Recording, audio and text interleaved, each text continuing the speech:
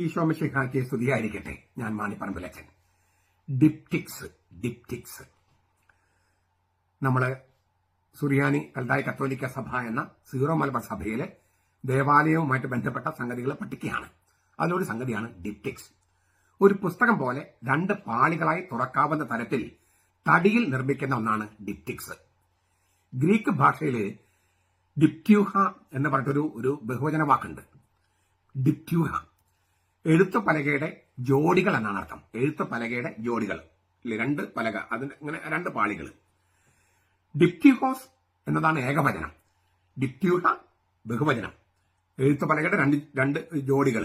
ഡിപ്റ്റ്യൂഹ ബഹുവചനം, ഡിപ്റ്റ്യൂഹോസ് ഏകവചനം. ഇതിൽ നിന്ന് ലത്തീൻ ഭാഷയിൽ ഡിപ്റ്റീഹ എന്ന വാക്കുണ്ടായി. ഒരു വിജാഗിരി കൊണ്ട് ബന്ധിപ്പിക്കുന്ന രണ്ട് പാളികൾ എന്നാണ് അതിന് ആക്ഷരികം. ഒരു നടുക്കൊരു ഒരു വിജാഗിരി, രണ്ട് പാളികൾ അല്ലേ, അങ്ങനെ ഉപയോഗിക്കുന്ന രണ്ട് എഴുത്തുപലക, അതാണ് ഈ ഡിപ്റ്റിക്സ് എന്ന് പറയുന്നത്. എന്നാൽ ഇതിൽ നിന്ന് ഇതാണ് ആക്ഷരിക അർത്ഥമെങ്കിലും അതിൽ നിന്ന് ഉരുത്തിരിയുന്ന മറ്റൊരർത്ഥമുണ്ട്. വിശദീകരിക്കുന്ന പ്രവൃത്തി, ഒരാളെക്കുറിച്ചുള്ള വിവരണം എന്നൊക്കെ ധ്വനിയുണ്ട്.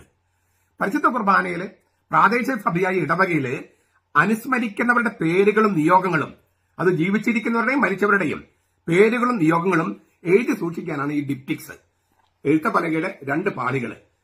അത് ഈ പ്രാദേശിക സഭയായ ഇടവകയില്, ആ ഇടവകയില് ആരൊക്കെയാണ് അനുസ്മരിക്കേണ്ടത്, അവരുടെ പേരുകൾ എഴുതി വെച്ചിരിക്കുന്നു. എന്തിനു വേണ്ടിയാണ് അവരുടെ പേരുകൾ പറഞ്ഞ, അവരുടെ നിയോഗം എന്ത്, അത് എഴുതി വെച്ചിരിക്കുന്ന ഈ സംഗതിയാണ് ഡിപ്റ്റിക്സ് എന്ന് പറയുന്നത്. ഈ അനുസ്മരണ പ്രാർത്ഥനയുടെ വേളയിൽ ഈ നിയോഗങ്ങള് ശംശാന എന്ന് പറഞ്ഞ ഡീക്കൻ വായിക്കുന്നു. ലിറ്റർജിയുടെ ഒരുക്ക ശുശ്രൂഷ സമയത്താണ് വൈദികനും ആണെങ്കിൽ ഈ ശംശാനയ്ക്ക് പകരം ഡീക്കന് പകരം വൈദികനും ഡിപ്റ്റിക്സ് വായിക്കാം. യൂറോപ്പിലെ ചില ലത്തീൻ പള്ളികളിൽ ഇപ്പോഴും ഈ പതിവുണ്ട്. അതായത് ലിറ്റർജിക്ക് മുമ്പ് ഈ ഡിപ്റ്റിക്സ് എന്ന് പറയുന്ന സംഗതി എടുത്തിട്ട് വൈദികൻ തന്നെ വായിക്കും, ഡീക്കനോ ശംശാനിയോ അല്ല. അതായത് ലിറ്റർജിയുടെ ഒരുക്ക ശുശ്രൂഷ സമയത്താണെങ്കിൽ വൈദികൻ തന്നെയാണ് ഈ ഡിപ്റ്റിക്സ് വായിക്കുക. സുറിയാനി കത്തോലിക്ക സഭയില് ഡിപ്റ്റിക്സ് മധുബഹയുടെ ഇടത്ത് വശത്ത്, അതായത് മധുബഹയിലേക്ക് തെളിഞ്ഞു നിൽക്കുന്ന വൈദികന്റെ ഇടത്ത് വശത്ത് വെക്കുന്നു. 5-ാം നൂറ്റാണ്ട് മുതലെങ്കിലും നമ്മുടെ സഭയില് ഡിപ്റ്റിക്സ് ഉപയോഗത്തിലുണ്ടായിരുന്നുവെന്ന് മാർ നർസായി സാക്ഷ്യപ്പെടുത്തുന്നുണ്ട്. നർസായി ജീവിച്ചിരിക്കുന്നവരുടെയും മരിച്ചവരുടെയും പുസ്തകം എന്നും ഇത് അറിയപ്പെട്ടു. ജീവിച്ചിരിക്കുന്നവരുടെ പേരുകള് വലത് പാളിയിലും മരിച്ചവരുടെ പേരുകൾ ഇടത് പാളിയിലും എഴുതുന്നു. അപ്പോ മരിച്ചവരില് നമ്മൾ കുർബാനയ്ക്ക് ചില നിയോഗങ്ങൾ ഉണ്ടാകുമല്ലോ, ഇന്ന ആള് കുർബാന ഏൽപ്പിച്ചു ഇന്ന നിയോഗത്തില്. ജീവിച്ചിരിക്കുന്നവർക്ക് വേണ്ടിയാണെങ്കിൽ അത് വലത്ത് വശത്ത്, മരിച്ചവർക്ക് വേണ്ടിയാണെങ്കിൽ അത് ഇടത്ത് വശത്ത്. അങ്ങനെ ഉപയോഗിക്കുന്ന സംഗതിയാണ് ഈ ഡിപ്റ്റിക്സ് എന്ന് പറയുന്നത്. ഡിപ്റ്റിക്സ് അതിന്റെ സമഗ്രതയിൽ പുനരുദ്ധരിക്കണമെന്നും കുറഞ്ഞപക്ഷം ഞായറാഴ്ചകളിലും തിരുനാളുകളിലും എല്ലാ ആഘോഷപൂർവകമായ കുർബാനയിലും അത് ഉപയോഗിക്കണമെന്നും 1983 നൽകപ്പെട്ട റോമൻ പ്രമാണരേഖ ആവശ്യപ്പെടുന്നു. 1983 റോമിൽ നൽകപ്പെട്ട ഒരു പ്രമാണരേഖയുണ്ട് നമ്മുടെ ലിറ്റർജിയുടെ പുനരുദ്ധാരണവുമായി ബന്ധപ്പെട്ട്. ആ പ്രമാണരേഖ പറയുന്നത് ഡിപ്റ്റിക്സ് അതിന്റെ സമഗ്രതയിൽ പുനരുദ്ധരിക്കണം, കുറഞ്ഞപക്ഷം ഞായറാഴ്ചകളിലും എല്ലാ തിരുനാളുകളിലും എല്ലാ ആഘോഷപൂർവകമായ കുർബാനയിലും അത് ഉപയോഗിക്കണം. 4-ാം നൂറ്റാണ്ട് മുതൽ പൗരസ്ത്യ സഭകളിലുള്ള സഭാപരമായതും ആരാധനക്രമപരമായതുമായ ഐക്യതയുടെ അടയാളങ്ങളിൽ ഒന്നാണ് ഈ ഡിപ്റ്റിക്സ് എന്നാണ് റോമൻ രേഖ സൂചിപ്പിക്കുന്നത്. 4-ാം നൂറ്റാണ്ട് മുതൽ പൗരസ്ത്യ സഭകളിലുള്ള സഭാപരവും ആരാധനക്രമപരവുമായ ഐക്യതയുടെ അടയാളം എന്ന് വെച്ചാൽ മറ്റ് സഭകളുമായുള്ള ഐക്യം, സഭാത്മക ഐക്യം, ലിറ്റർജിക്കൽ ഐക്യം, അതൊക്കെ ഉണ്ടാകാൻ ഈ ഡിപ്റ്റിക്സ് ഉപകരിക്കും എന്നതുകൊണ്ടാണ് അത് വീണ്ടെടുക്കണം എന്ന് റോമിൽ നിന്നുള്ള രേഖ പറഞ്ഞിരിക്കുന്നത്. ഡിപ്റ്റിക്സ് അപ്പോൾ അത് കുറച്ചുകൂടി ഈ കുർബാന ആണെങ്കിലും മറ്റു കൂതാശകളൊക്കെ ആണെങ്കിലും കുറേയും കൂടിയും എന്താ പറയാ വ്യക്തിഗതമാകാൻ, അപ്പോൾ ആർക്കൊക്കെ വേണ്ടി പ്രാർത്ഥിക്കുന്നു, ജീവിച്ചിരിക്കുന്നവർക്ക് വേണ്ടി, മരിച്ചവർക്ക് വേണ്ടി അവരുടെ പേരുകൾ പറയുന്നു. ബർത്ത്ഡേ ആഘോഷിക്കുകയോ, കല്യാണം വെഡിങ് ആനിവേഴ്സറി ആഘോഷിക്കുകയോ, കല്യാണ വാർഷികോ അല്ലെങ്കിൽ മരണാനന്തര വാർഷികോ, അങ്ങനെയുള്ള ഏതിനാണെങ്കിലും ഇപ്പോഴൊക്കെ ഉണ്ട്. പക്ഷെ എങ്കിലും ഇതിനൊരു ഒരു ഒരു ആഘോഷ രീതിയുണ്ട്, ഒരു ഔദ്യോഗികതയുണ്ട്, ലിറ്റർജിക്കലായിട്ട് വരുന്നു. വെറുതെ എന്തെങ്കിലും ഇത് വായിക്കുകയല്ല, ഇതൊരു ഒരു ഒരു ഒരു ഡിപ്റ്റിക്സ് തന്നെ സംവിധാനം ചെയ്തിട്ട് ലിറ്റർജിയുടെ ഭാഗവും ലിറ്റർജിയുടെ ആഘോഷവും. അപ്പൊ അതായത് ഈ അനുസ്മരണം എന്ന് പറയുന്നത് ലിറ്റർജിയുടെ അനിവാര്യ ഘടകവും മാത്രമല്ല, വ്യക്തികളെ ലിറ്റർജി ഉൾച്ചേർത്തുന്ന മനോഹരമായ സംഗതിയുമാണ്. തീർന്നില്ല, മറ്റ് പൗരത്വ സഭകളുമായിട്ട് ഐക്യം സംജാതമാകാനും ഈ ഡിപ്റ്റിക്സിന്റെ ഉപയോഗം നന്നാകും. അപ്പോൾ ജീവിച്ചിരിക്കുന്നവരും മരിച്ചവരെയും മറ്റ് സഭകളിലുള്ളവരെയും പിന്നെ ഇങ്ങനെ ഞാൻ പറഞ്ഞല്ലോ, ഈ വ്യക്തിഗതമായിട്ട് ഉൾച്ചേർത്താൻ ഓരോരുത്തരും ഉൾച്ചേർത്തുന്ന അങ്ങനെ നിരവധിയായ കാര്യങ്ങൾ ഒരേ സമയം നിർവഹിക്കാൻ സാധിക്കുന്ന സംഗതിയാണ് ഡിപ്റ്റിക്സ്. അതിന്റെ സമഗ്രതയിൽ പുനരുദ്ധരിക്കേണ്ടതുണ്ട് എന്ന് റോമൻ പ്രമാണരേഖ പറഞ്ഞിട്ടുണ്ട്. ചിലയിടത്തൊക്കെ നടക്കുന്നുണ്ട്, മറ്റു സ്ഥലങ്ങളിലും അതിന്റെ പുനരുദ്ധാരണം സംഭവിക്കും എന്ന് നമുക്ക് പ്രത്യാശിക്കാം. നമ്മുടെ കർത്താവ് യേശു മിശിഹായുടെ കൃപയും പിതാവായ ദൈവത്തിന്റെ സ്നേഹവും പരിശുദ്ധാത്മാവിന്റെ സഹവാസവും നാം എല്ലാവരോടും കൂടി ഉണ്ടായിരിക്കട്ടെ, ഇപ്പോഴും എപ്പോഴും എന്നേക്കും. ആമേൻ. ഈശോ മിശിഹായ്ക്ക് സ്തുതിയായിരിക്കട്ടെ. ഞാൻ മാണിപ്പറമ്പിലച്ചൻ. തന്തൂരി ചിക്കൻ, പെട്ടെന്നറിയാം. തന്തൂരി ചിക്കൻ, തണ്ടൂരി, തന്തൂരി അങ്ങനെയൊക്കെ പറയും. അതുമായിട്ടൊക്കെ ഇത് പറഞ്ഞ പെട്ടെന്ന് ആളുകൾക്ക് മനസ്സിലായി. ഇതുമായിട്ട് ബന്ധപ്പെട്ട ഒരു വാക്ക് നമ്മുടെ ലിറ്ററേച്ചറിൽ ഉപയോഗിക്കുന്നുണ്ട്. തന്നൂർത്ത. തന്നൂർത്ത, തണ്ടൂര്, തന്നൂര് എന്ന പദങ്ങളിൽ ഉത്ഭവിക്കുന്ന വാക്കാണ് തന്നൂർത്ത. അടുപ്പ് എന്നാണ് അർത്ഥം. തന്തൂരി ചിക്കൻ, തണ്ടൂരി ചിക്കൻ ഒക്കെ പറഞ്ഞാലും അടുപ്പാണല്ലോ ഉദ്ദേശിക്കുന്നത്. അപ്പോ തന്നൂർത്തയുടെയും തന്തൂരിയുടെയും തണ്ടൂരിയുടെയും ഒക്കെ പ്രാചീന രീതികൾ ഹാരപ്പയിലും മോഹൻജദാരോയിലും ഉണ്ടായിരുന്ന സിന്ധു നദീതട സംസ്കൃതിയിൽ നിന്ന് കണ്ടെടുത്തിട്ടുണ്ട്. ഇപ്പൊ നമ്മൾ തണ്ടൂരി ചിക്കനും തന്തൂരി ചിക്കനൊക്കെ ഇപ്പോഴാണ് നമുക്ക് പേരുകളൊക്കെ നമ്മുടെ ഇടയിൽ പ്രചരിച്ചതെങ്കിലും ഈ അടുപ്പിൽ ചുട്ടെടുക്കുന്ന രീതി ഹാരപ്പ, മോഹൻജദാരോ എന്ന് വെച്ചുകഴിഞ്ഞാല് ക്രിസ്തുവിന് മുമ്പ് എത്രയോ വർഷങ്ങൾക്ക് മുമ്പുള്ള സംസ്കാരമാണ് സിന്ധു നദീതട സംസ്കാരം. അവിടുന്ന് ഈ തന്നൂർത്തയുടെയും തന്തൂരിയുടെ ഒക്കെ പ്രാചീന രീതികൾ കണ്ടെടുത്തിട്ടുണ്ട്. ദ്രാവിഡ പദമാണ് ഈ തന്നൂർ, തന്നൂർത്ത, തന്നൂർ, തണ്ടൂർ എന്നൊക്കെ പറയണേ. ഈ ദ്രാവിഡ പദമായ തന്നൂരിന് സംസ്കൃതത്തിലെ വാക്കമാണ് തന്തൂർ. ദ്രാവിഡ പദം തന്നൂർ, സംസ്കൃതത്തില് തന്തൂര്. അത് പിന്നെ തണ്ടൂരായി, തണ്ടൂരി ചിക്കൻ. തന്തൂരി ചിക്കൻ പറഞ്ഞു പിന്നെ തണ്ടൂരി ചിക്കനായി. അതേസമയം സംസ്കൃതത്തിലേക്കും ദ്രാവിഡത്തിലേക്കും ഇത് കടന്നു വന്നത് ഈ ദ്രാവിഡത്തില് തന്നൂര്, തന്നൂർത്ത, തന്നൂര്, സംസ്കൃതത്തില് തന്തൂര്. ഈ ദ്രാവിഡത്തിലേക്കാണെങ്കിലും സംസ്കൃതത്തിലേക്കും ഈ വാക്ക് കടന്നു വന്നത് മെസപ്പൊട്ടോമിയ എന്ന് വെച്ചിട്ടുണ്ടെങ്കിൽ യൂഫ്രട്ടിസ്, ടൈഗ്രിസ് എന്നീ പറഞ്ഞ രണ്ട് നദികൾക്കിടയിലുള്ള മെസപ്പൊട്ടോമിയ എന്ന് വെച്ചാൽ ഇപ്പോഴത്തെ ഇറാഖ്, ഇറാൻ സ്ഥലങ്ങളൊക്കെ അവിടെ നിലനിന്നിരുന്ന അക്കാഡിയൻ ഭാഷയിൽ നിന്നാണ്. അക്കാഡിയൻ ഭാഷയില് ഈ അക്കാഡിയൻ ഭാഷയില് തിനൂറു എന്നാണ് വാക്ക്. തിനൂറു, തിനൂറു. ഈ അടുപ്പ് എന്നർത്ഥം. തിന്നാനുള്ള സംഗതി ഉണ്ടാക്കാനുള്ള സ്ഥലം എന്ന തിനൂർ എന്ന വാക്കിന് അങ്ങനെ അക്കാഡിയൻ ഭാഷയിൽ അർത്ഥമുണ്ടോന്ന് എനിക്ക് അറിയില്ല. ഏതായാലും സുറിയാനി കത്തോലിക്ക സഭയില്, അതായത് സീറോ മലബാർ സഭയില് വിശുദ്ധ കുർബാനയ്ക്കുള്ള ഓസ്തി ചുട്ടെടുക്കാനുള്ള അടുപ്പിനെയാണ് തന്നൂർത്ത എന്ന് പറയണേ. സുറിയാനി കത്തോലിക്ക സഭയായ സീറോ മലബാർ സഭയില് വിശുദ്ധ കുർബാനയ്ക്കുള്ള ഓസ്തി, അപ്പം ചുട്ടെടുക്കുന്ന അടുപ്പിനെയാണ് തന്നൂർത്ത എന്ന് പറയണേ. മധുബഹയിലേക്ക് തിരിഞ്ഞു നിൽക്കുന്ന വൈദികന്റെയും ദൈവജനത്തിന്റെയും ഇടതുവശത്തായി പള്ളിയുടെ പുറത്ത് സ്ഥിതി ചെയ്യുന്ന ഒരു പുരയിലാണ് അപ്പം ചുട്ടെടുത്തിരുന്നത്. അവിടെ നിന്ന് ശംശാനമാര് അപ്പം പ്രദക്ഷിണമായി കൊണ്ടുവന്നിരുന്ന പതിവിൽ നിന്നാണ് ബേസ്ഗസകൾ ഉത്ഭവിച്ചതെന്ന് ഒരു വ്യാഖ്യാനമുണ്ട്. ഈ തന്നൂർത്തയുമായി ബന്ധപ്പെട്ട് ഞാൻ ഒരു അനുഭവം പങ്കുവയ്ക്കാം. ഈ പറപ്പുക്കര പള്ളിയായിരുന്നു എൻ്റെ ഇടവക. ഇപ്പൊ ഇടവക മാറിയിട്ടുണ്ട്, അവിടുന്ന് പിരിഞ്ഞ് വേറൊരു പള്ളിയായിട്ടുണ്ട്. ഈ പറപ്പുക്കര പള്ളിയുടെ കീഴിലുള്ള മറ്റൊരു പള്ളിയായി എൻ്റെ ഇടവക. ഈ ഞാൻ സെമിനാരി പോകുന്ന സമയത്തൊക്കെ എൻ്റെ ഇടവക പള്ളി പറപ്പുക്കര പള്ളിയാണ്. പറപ്പുക്കര പള്ളിയിൽ ഞാൻ 2 കിലോമീറ്റർ അകലമുണ്ട് എൻ്റെ വീട്ടിൽ നിന്നും ഈ പള്ളിയിലേക്ക്. എന്നാലും വളരെ നേരത്തെ ഞാൻ പള്ളിയിലെത്തുമായിരുന്നു. ഈ 6:30 കുർബാനയ്ക്ക് ഞാനൊരു 5:30 ആവുമ്പോഴേക്കും പള്ളിയിലെത്തും. അതുപോലെ തന്നെ പള്ളിയിലെ കാര്യങ്ങളെല്ലാം കഴിഞ്ഞ് വീട്ടിലേക്ക് പോകുന്നത് വളരെ ചുരുക്കമാണ്. കാരണം പള്ളിയിൽ ഒരുപാട് കാര്യങ്ങൾ ഞാൻ ഇൻവോൾവ് ആയിരുന്നു. പിന്നെ പള്ളിയായിരുന്നു എനിക്ക് ഇഷ്ടപ്പെട്ടൊരു സ്ഥലം. വീട്ടിൽ ബോറടിക്കുമായിരുന്നു, പള്ളിയിലേക്ക് ബോറടിക്കില്ലായിരുന്നു. അപ്പൊ അവിടെ കപ്പിയാര്, ഞങ്ങൾ 4 അടി പൊക്കമുള്ളൂ അദ്ദേഹം. അദ്ദേഹത്തിന്റെ രോമൊക്കെ ശരിക്കും പറഞ്ഞാൽ ഇങ്ങനെ എന്താ പറയാ, സ്വർണം പോലെയാണ്. നല്ല തൂവെള്ളയാണ് അദ്ദേഹം. പൊക്കം കുറവാണ്, 4 അടി ഉണ്ടാവുള്ളൂ. ആശാൻ എന്നാണ് ഞങ്ങൾ വിളിച്ചിരുന്നത്. ആശാൻ, അദ്ദേഹത്തിന്റെ മക്കൾക്ക് ഇപ്പോഴും ഉണ്ട്. അദ്ദേഹത്തിന്റെ മകനാണ്, ഒരു മകനാണ് ഇപ്പോഴും അവിടെ പള്ളിയിൽ കപ്പിയാരെന്നാണ് എന്റെ അറിവ്. ഈ ആശാനെന്ന് വിളിച്ചിരുന്നത്. ആശാനെ വിളിക്കാൻ കാരണം അദ്ദേഹം വേദപാഠം പഠിപ്പിച്ചിരുന്നു. അപ്പൊ കുട്ടികളൊക്കെ അന്ന് ഇന്നത്തെ പോലും നടക്കില്ല. അന്നത്തെ പോലെ കുട്ടികൾ മുട്ടുകുത്തുന്ന നേരത്ത് ഇരിക്കുകയോ അല്ലെങ്കിൽ ക്ലാസ്സിൽ പഠിക്കാത്തൊക്കെ വന്നപ്പോൾ ചാടി അടിക്കും. അങ്ങനെ അടിക്കുന്ന ആശാൻ, അതാണ് ഈ ആശാൻ. നല്ല പേടിയായിരുന്നു ആളുകൾക്ക്. അദ്ദേഹം 4:30 ആവുമ്പോൾ എഴുന്നേൽക്കും. അദ്ദേഹം പുലർച്ചയ്ക്ക് 5 മണിക്ക് പള്ളിയിലെത്തും. പള്ളിയിലെത്തിയിട്ട് പറപ്പുകര പള്ളിയിൽ ഒരുപാട് മണിയടിയുണ്ട്. 5 മണിക്ക് എഴുന്നേൽക്കുള്ള മണി, പിന്നെ 5:30 പള്ളിയിലേക്ക് ഇറങ്ങാൻ, പള്ളി കുർബാനയ്ക്ക് ഇറങ്ങാനുള്ള മണി, അങ്ങനെയൊക്കെ ഓരോ മണികളുണ്ട്. ഇതൊക്കെ ഈ പള്ളിയിൽ എത്തിയിട്ട് 5 മണിക്ക് ഉള്ള ബെല്ലടിച്ച് പിന്നെ 5:30 വരെയുള്ള സമയത്ത് പുള്ളി പ്രാർത്ഥിക്കും. അരമണിക്കൂർ കഴിഞ്ഞിട്ട് മറ്റെല്ലാ പരിപാടിക്കും, അതായത് 4:30 എഴുന്നേറ്റ് പള്ളിയിൽ എത്തി, 4:45 എഴുന്നേറ്റ് പള്ളിയിലെത്തി, 5 മണിക്കുള്ള ബെല്ലടിച്ചു, 5:30 അടുത്ത ബെല്ലടിക്കണം. ആ അരമണിക്കൂർ അദ്ദേഹം സക്രാന് മുമ്പിൽ മുട്ടുകുത്തി പ്രാർത്ഥിക്കും. അങ്ങനെ ഒരുപാട്, അതായത് അത്രയും നല്ല ഒരു വിശുദ്ധനായ കപ്പ്യാരാണ് അദ്ദേഹം തന്നെയാണ്. പറപ്പുകര പള്ളിയിലാണെങ്കിൽ ഒരുപാട് പേര് കുർബാനയ്ക്ക് വരും. കുർബാനയ്ക്ക് വരുന്നതിൽ മഹാഭൂരിപക്ഷവും കുർബാന സ്വീകരിക്കും.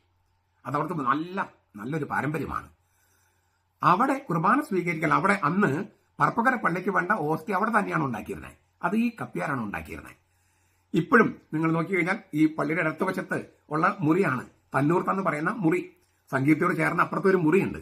അവിടെയാണ് അദ്ദേഹം ഈ ഓസ്തി ഉണ്ടാക്കിയത്. അപ്പോൾ എല്ലാ ദിവസവും, അതായത് ഒരാഴ്ചകൾ ഉണ്ടാക്കിയ എന്ന് വിചാരിച്ചാലും അത് തികയാണ്ട് വരും. അപ്പം മിക്കവാറും എല്ലാ ദിവസവും ഓസ്തി ഉണ്ടാക്കേണ്ട ഒരു ചുമതല ഈ കപ്പ്യാർക്ക്, ആശാൻ എന്ന് പറഞ്ഞ കപ്പ്യാർക്കാണ്. അപ്പൊ എനിക്കത് ഉണ്ടാക്കാനൊന്നും അറിയില്ല, ഞാൻ അദ്ദേഹത്തെ സഹായിക്കാൻ കൂടെ നിൽക്കും. മറ്റു ചമ്മാശന്മാരൊക്കെ ഉണ്ടെങ്കിലും അവരങ്ങനെ നിൽക്കാറില്ല. ഞാനും പുള്ളി തന്നെയാണ് മിക്കപ്പോഴും ഉണ്ടാകുക. അപ്പൊ ഞാൻ ഒരു ദിവസം, അദ്ദേഹം ഇങ്ങനെ ഒരുപാട് കഷ്ടപ്പാടുണ്ട്, ഇതിനകത്ത് ഈ ഒരു വലിയ ഒരുക്കങ്ങളൊക്കെ ഉണ്ട്. പിന്നെ അദ്ദേഹം ചെയ്തിരുന്ന ചില സംഗതികൾ കൂടി ഇന്ന് പറയട്ടെ.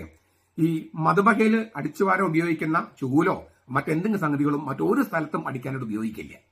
മധുബഹയിൽ വൃത്തിയാക്കാൻ ഉപയോഗിക്കുന്ന സംഗതികൾ മറ്റൊരു സ്ഥലം വൃത്തിയാക്കാൻ ഉപയോഗിക്കില്ല. അങ്ങനെ അങ്ങേയറ്റം വിശ്വാസവും വിശ്വാസ തീക്ഷ്ണതയും സ്നേഹവും, കർത്താവ് സ്നേഹമൊക്കെ ഉള്ള ഒരു മനുഷ്യനാണ് ഈ ആശാൻ എന്ന് പറഞ്ഞ കപ്പ്യാര്. അപ്പൊ അദ്ദേഹം ഇങ്ങനെ ഒരുപാട് എല്ലാ ദിവസവും ഈ ഓസ്തി ചുട്ടെടുക്കണം, പിന്നെ അത് മുറിച്ചെടുക്കണം, ഒരു വലിയ പ്രോസസ്സാണല്ലോ.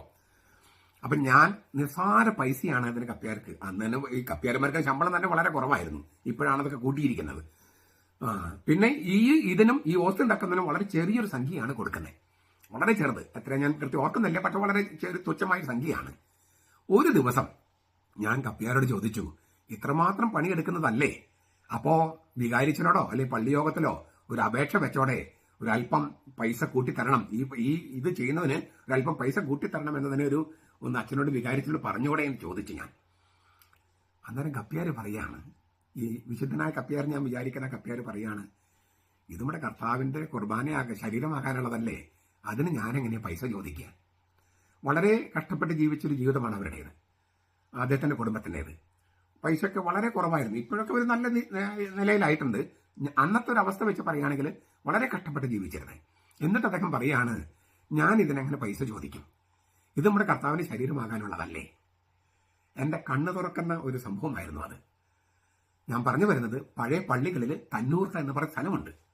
അതായത് വിശുദ്ധ കുർബാനയ്ക്കുള്ള ഓസ്തി ചുട്ടെടുക്കുന്ന സ്ഥലം. ആ തന്നൂർത്ത എന്ന വാക്കിൽ നിന്നാണ് തന്തൂരി എന്ന വാക്ക് വന്നത്. തന്നൂർത്ത എവിടെയാണ് ഇല്ലേ? മധുബയിൽ തിരിഞ്ഞു നിൽക്കുന്ന വൈദികൻ ദൈവജനത്തിന്റെയും ഇടതുപക്ഷത്തായി പള്ളിയുടെ പുറത്ത് സ്ഥിതി ചെയ്യുന്ന ഒരു പുര.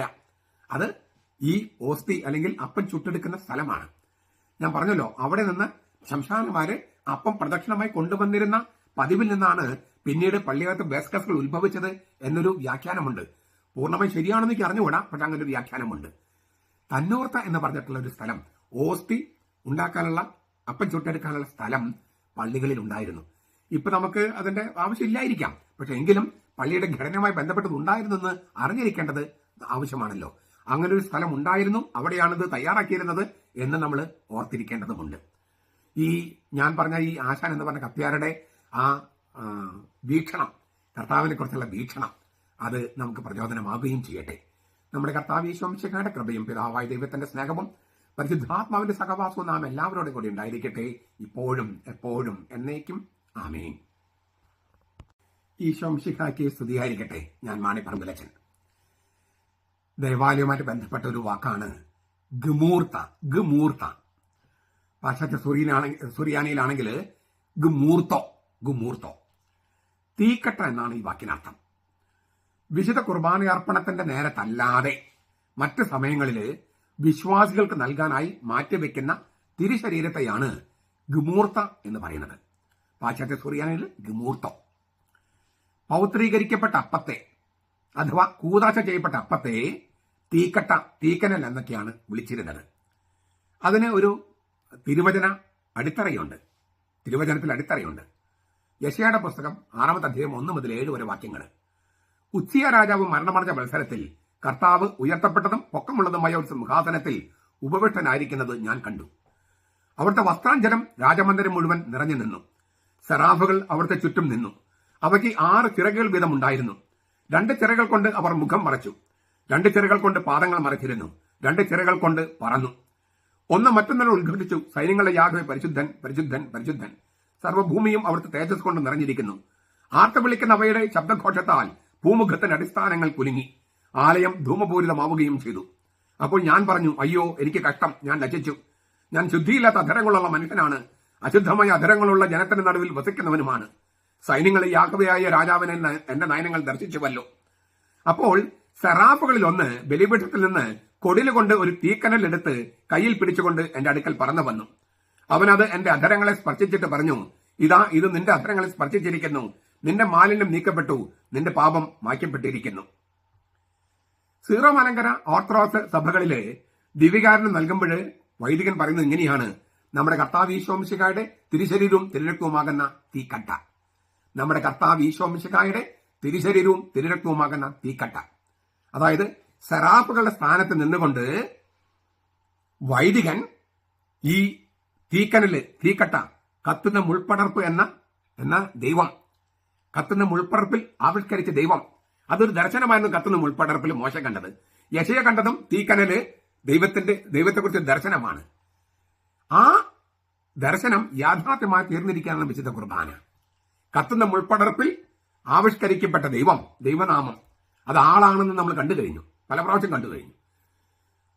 യെശയ്യാ കണ്ട ദർശനത്തിൽ തീക്കനല് അത് ദൈവം തന്നെയാണ്, ദൈവം മനുഷ്യനായതാണ്. അതാണ് വിശുദ്ധ കുർബാന. അതുകൊണ്ട് അതിനെ വിളിച്ചിരുന്ന പേരാണ് ഗമൂർത്ത, തീക്കട്ട. യെശയ്യാ കണ്ട ദർശനം അത് യാഥാർത്ഥ്യമായി മാറിയിരിക്കുകയാണ് പുതിയ നിയമത്തിലെ കുർബാനയിൽ. സറാഫുകളുടെ സ്ഥാനത്ത് നിന്ന് വൈദികൻ വിശുദ്ധ കുർബാന എന്ന തീക്കട്ട എടുത്ത് നമ്മുടെ ചുണ്ടുകളെ സ്പർശിക്കുകയാണ്. നമ്മുടെ കർത്താവ് ഈശോമിശിഹായുടെ തിരുശരീരവും തിരുരക്തവുമാകുന്ന തീക്കട്ട. അപ്പോൾ വിശുദ്ധ കുർബാനയുടെ അർപ്പണമില്ലാത്ത സമയത്ത് കുർബാന കൊടുക്കാൻ വേണ്ടി മാറ്റിവെച്ചിരിക്കുന്ന ഈ പൗത്രീകരിക്കപ്പെട്ട അപ്പം എന്ന് പറയുന്ന പരിശുദ്ധ കുർബാനയാണ് തീക്കട്ട, ഗമൂർത്ത എന്ന് വിളിച്ചിരുന്നത്. മരണാസന്നരായി കിടക്കുന്നവർക്ക് ദിവ്യകാരണം കൊടുക്കുന്നതിന് ലത്തീനില് വിയാറ്റിക്കും എന്നാണ് പറയുന്നത്. വിയാറ്റിക്കും. ഈ വിയ തേക്കും, വിയ എന്നുവെച്ചാൽ വഴി, തേക്കും നിന്നോടുകൂടെ, with you on the way എന്നാണ്.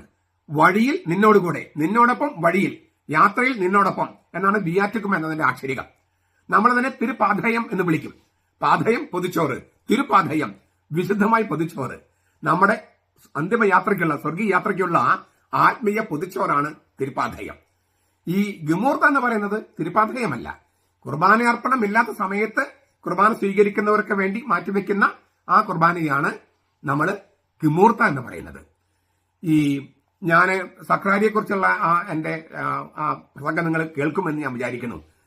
ഈ രോഗികൾക്ക് വേണ്ടിയും നമ്മൾ എടുത്തു വെച്ചിരുന്നു. സ്വാദ എന്ന് പറഞ്ഞ ഒരു സ്ഥലം നമുക്കുണ്ടായിരുന്നു. പർവീസ്ക എന്ന് പറയുന്ന സ്ഥലത്ത് അത് തൂക്കിയിട്ടിരുന്ന കാര്യമൊക്കെ ഞാൻ മുൻപ് പറഞ്ഞിട്ടുള്ളതാണ്.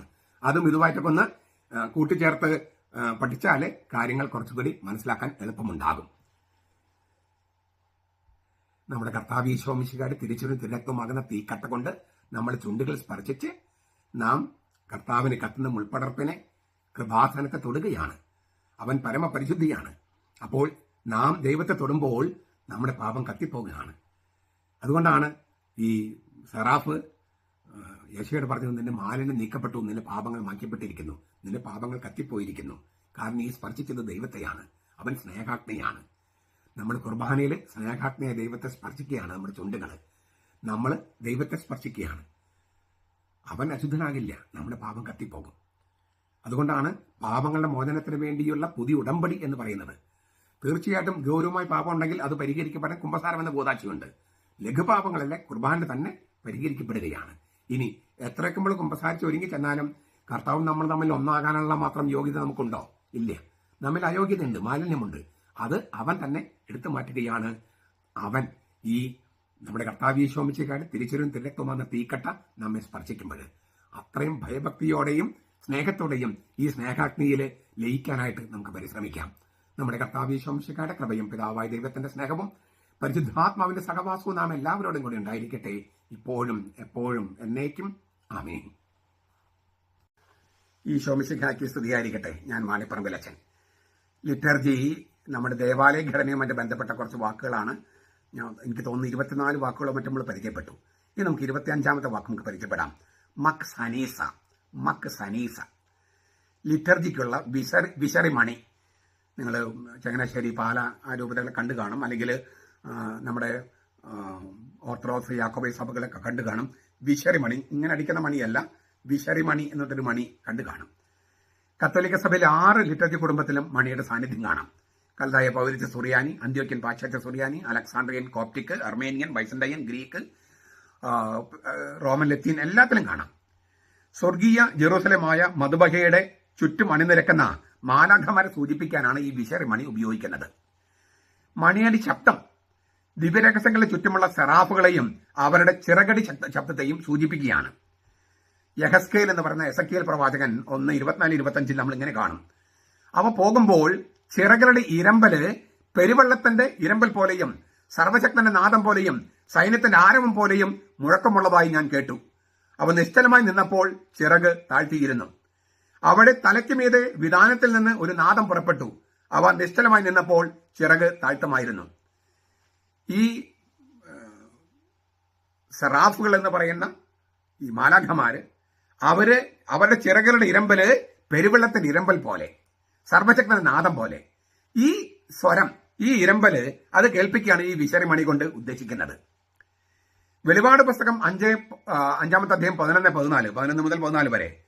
പിന്നെ ഞാൻ സിംഹാസനത്തിലെയും ജീവികളുടെയും മതശ്രേഷ്ഠന്മാരുടെയും ചുറ്റും അനേകം മാലാഖമാരെ കണ്ടു. അവരുടെ ശബ്ദം ഞാൻ കേട്ടു. അവരുടെ എണ്ണം 10,000-ങ്ങളുടെ 10,000-ങ്ങളും 1000-ങ്ങളുടെ 1000-വുമായിരുന്നു. അവർ അത്യുച്ചത്തിൽ പാടി, അറുക്കപ്പെട്ട കുഞ്ഞാട് ശക്തിയും ധനവും ജ്ഞാനവും ബലവും ബഹുമാനവും മഹത്വവും സ്തോത്രവും ലഭിക്കാൻ യോഗ്യനാണ്. സ്വർഗത്തിലും ഭൂമിയിലും ഭൂമിക്കടിയിലും സമുദ്രത്തിലുമുള്ള സകല സൃഷ്ടികളും അവയിലുള്ളവയെല്ലാം ഇങ്ങനെ പാടുന്നു ഞാൻ കേട്ടു. സിംഹാസനസ്ഥനും കുഞ്ഞാടിനും എന്നേക്കും സ്തോത്രവും ബഹുമാനവും മഹത്വവും ബലവും ഉണ്ടാകട്ടെ. 4 ജീവികളും ആമേൻ എന്ന് പ്രതിവചിച്ചു. മതശ്രേഷ്ഠന്മാർ വീണ് നമസ്കരിച്ചു. ഈ സ്വർഗീയ രംഗങ്ങള് എസക്കേൽ പറഞ്ഞിരിക്കുന്നതും അതുപോലെ വെളിപാട് പുസ്തകത്തിലുള്ളതുമായ ഈ സ്വർഗീയ രംഗങ്ങള് നാം പുനഃസൃഷ്ടിക്കുകയാണ് വിശറിമണികൾ ഉപയോഗിച്ച് ലിറ്റർജിയിൽ. ഇതെല്ലാം ബൈബിളിലുള്ളതാ. ഈ ബൈബിൾ അപ്പൊ സ്വർഗത്തിന്റെ ഒരു പ്രതീകമാണല്ലോ, അല്ലെങ്കിൽ പ്രതീതി സൃഷ്ടിക്കുകയാണല്ലോ മധുബഹയിലൊക്കെ. അപ്പൊ സ്വർഗം തുറക്കപ്പെടുമ്പോൾ സ്വർഗത്തിലെ മാലാഖമാരുടെ ചിറകടി ശബ്ദം, അതുപോലെ തന്നെ സർവശക്തന്റെ നാദം, അതെല്ലാം അത് സൃഷ്ടിക്കുകയാണ്. മാലാഖമാരുടെ ചിറകുകളുടെ ശബ്ദം അത് സൃഷ്ടിക്കുകയാണ് ഈ മണിയുടെ ശബ്ദം കൊണ്ട്. അതിനെയാണ് മക് സനീസ എന്ന് പറയുന്നത്. ഞാൻ ഒന്നുകൂടി ആവർത്തിക്കുക. സ്വർഗത്തിൽ നടക്കുന്ന ലിറ്റർജി, ആ ലിറ്റർജിയിൽ നമ്മൾ ഭൂമിയിലുള്ളവര് സ്വർഗവാസികളുടെ ഒപ്പം പങ്കെടുക്കുന്നതാണ് കുർബാന, വിശുദ്ധ കുർബാന. അപ്പൊ സ്വർഗത്തിൽ നടക്കുന്ന കാര്യങ്ങൾ ഭൂമിയിൽ നമ്മൾ അത് പുനഃസൃഷ്ടിക്കുകയാണ്. ആ പുനഃസൃഷ്ടിയാണ് ഈ മാലാഖമാരുടെ ചിറകടി ശബ്ദം, സർവശക്തന്റെ നാദം പോലെ ശബ്ദം. അതാണ് ഈ മക്സാനീസ എന്ന് പറയുന്ന ലിറ്റർജിക്കുള്ള വിശറിമണി ഉപയോഗിച്ച് ചെയ്യുന്നത്. ഈ ഇരമ്പൽ ശബ്ദം ഉണ്ടാകാൻ വേണ്ടിയാണ് അങ്ങനെ ചെയ്യുന്നത്. മറ്റേ മണിക്കും അർത്ഥമൊക്കെ ഉണ്ട്. പക്ഷെ സുറിയാനി പാരമ്പര്യം അനുസരിച്ച് ഈ ഇരമ്പല്, പെരുവെള്ളത്തിൽ ഇരമ്പൽ പോലെയാണ് അവരുടെ ശബ്ദം എന്നാണ്. ആ ശബ്ദം ഉണ്ടാക്കാൻ വേണ്ടിയിട്ടാണ് ഈ വിശറിമണി ഉപയോഗിക്കുന്നത്. അപ്പൊ അതിനും എല്ലാത്തിനും അർത്ഥമുണ്ട്. നമുക്ക് നമ്മുടെ പാരമ്പര്യം അനുസരിച്ചുള്ള സംഗതികൾ ഉപയോഗിക്കുന്നതാണ് ഈ പാരമ്പര്യത്തോട്.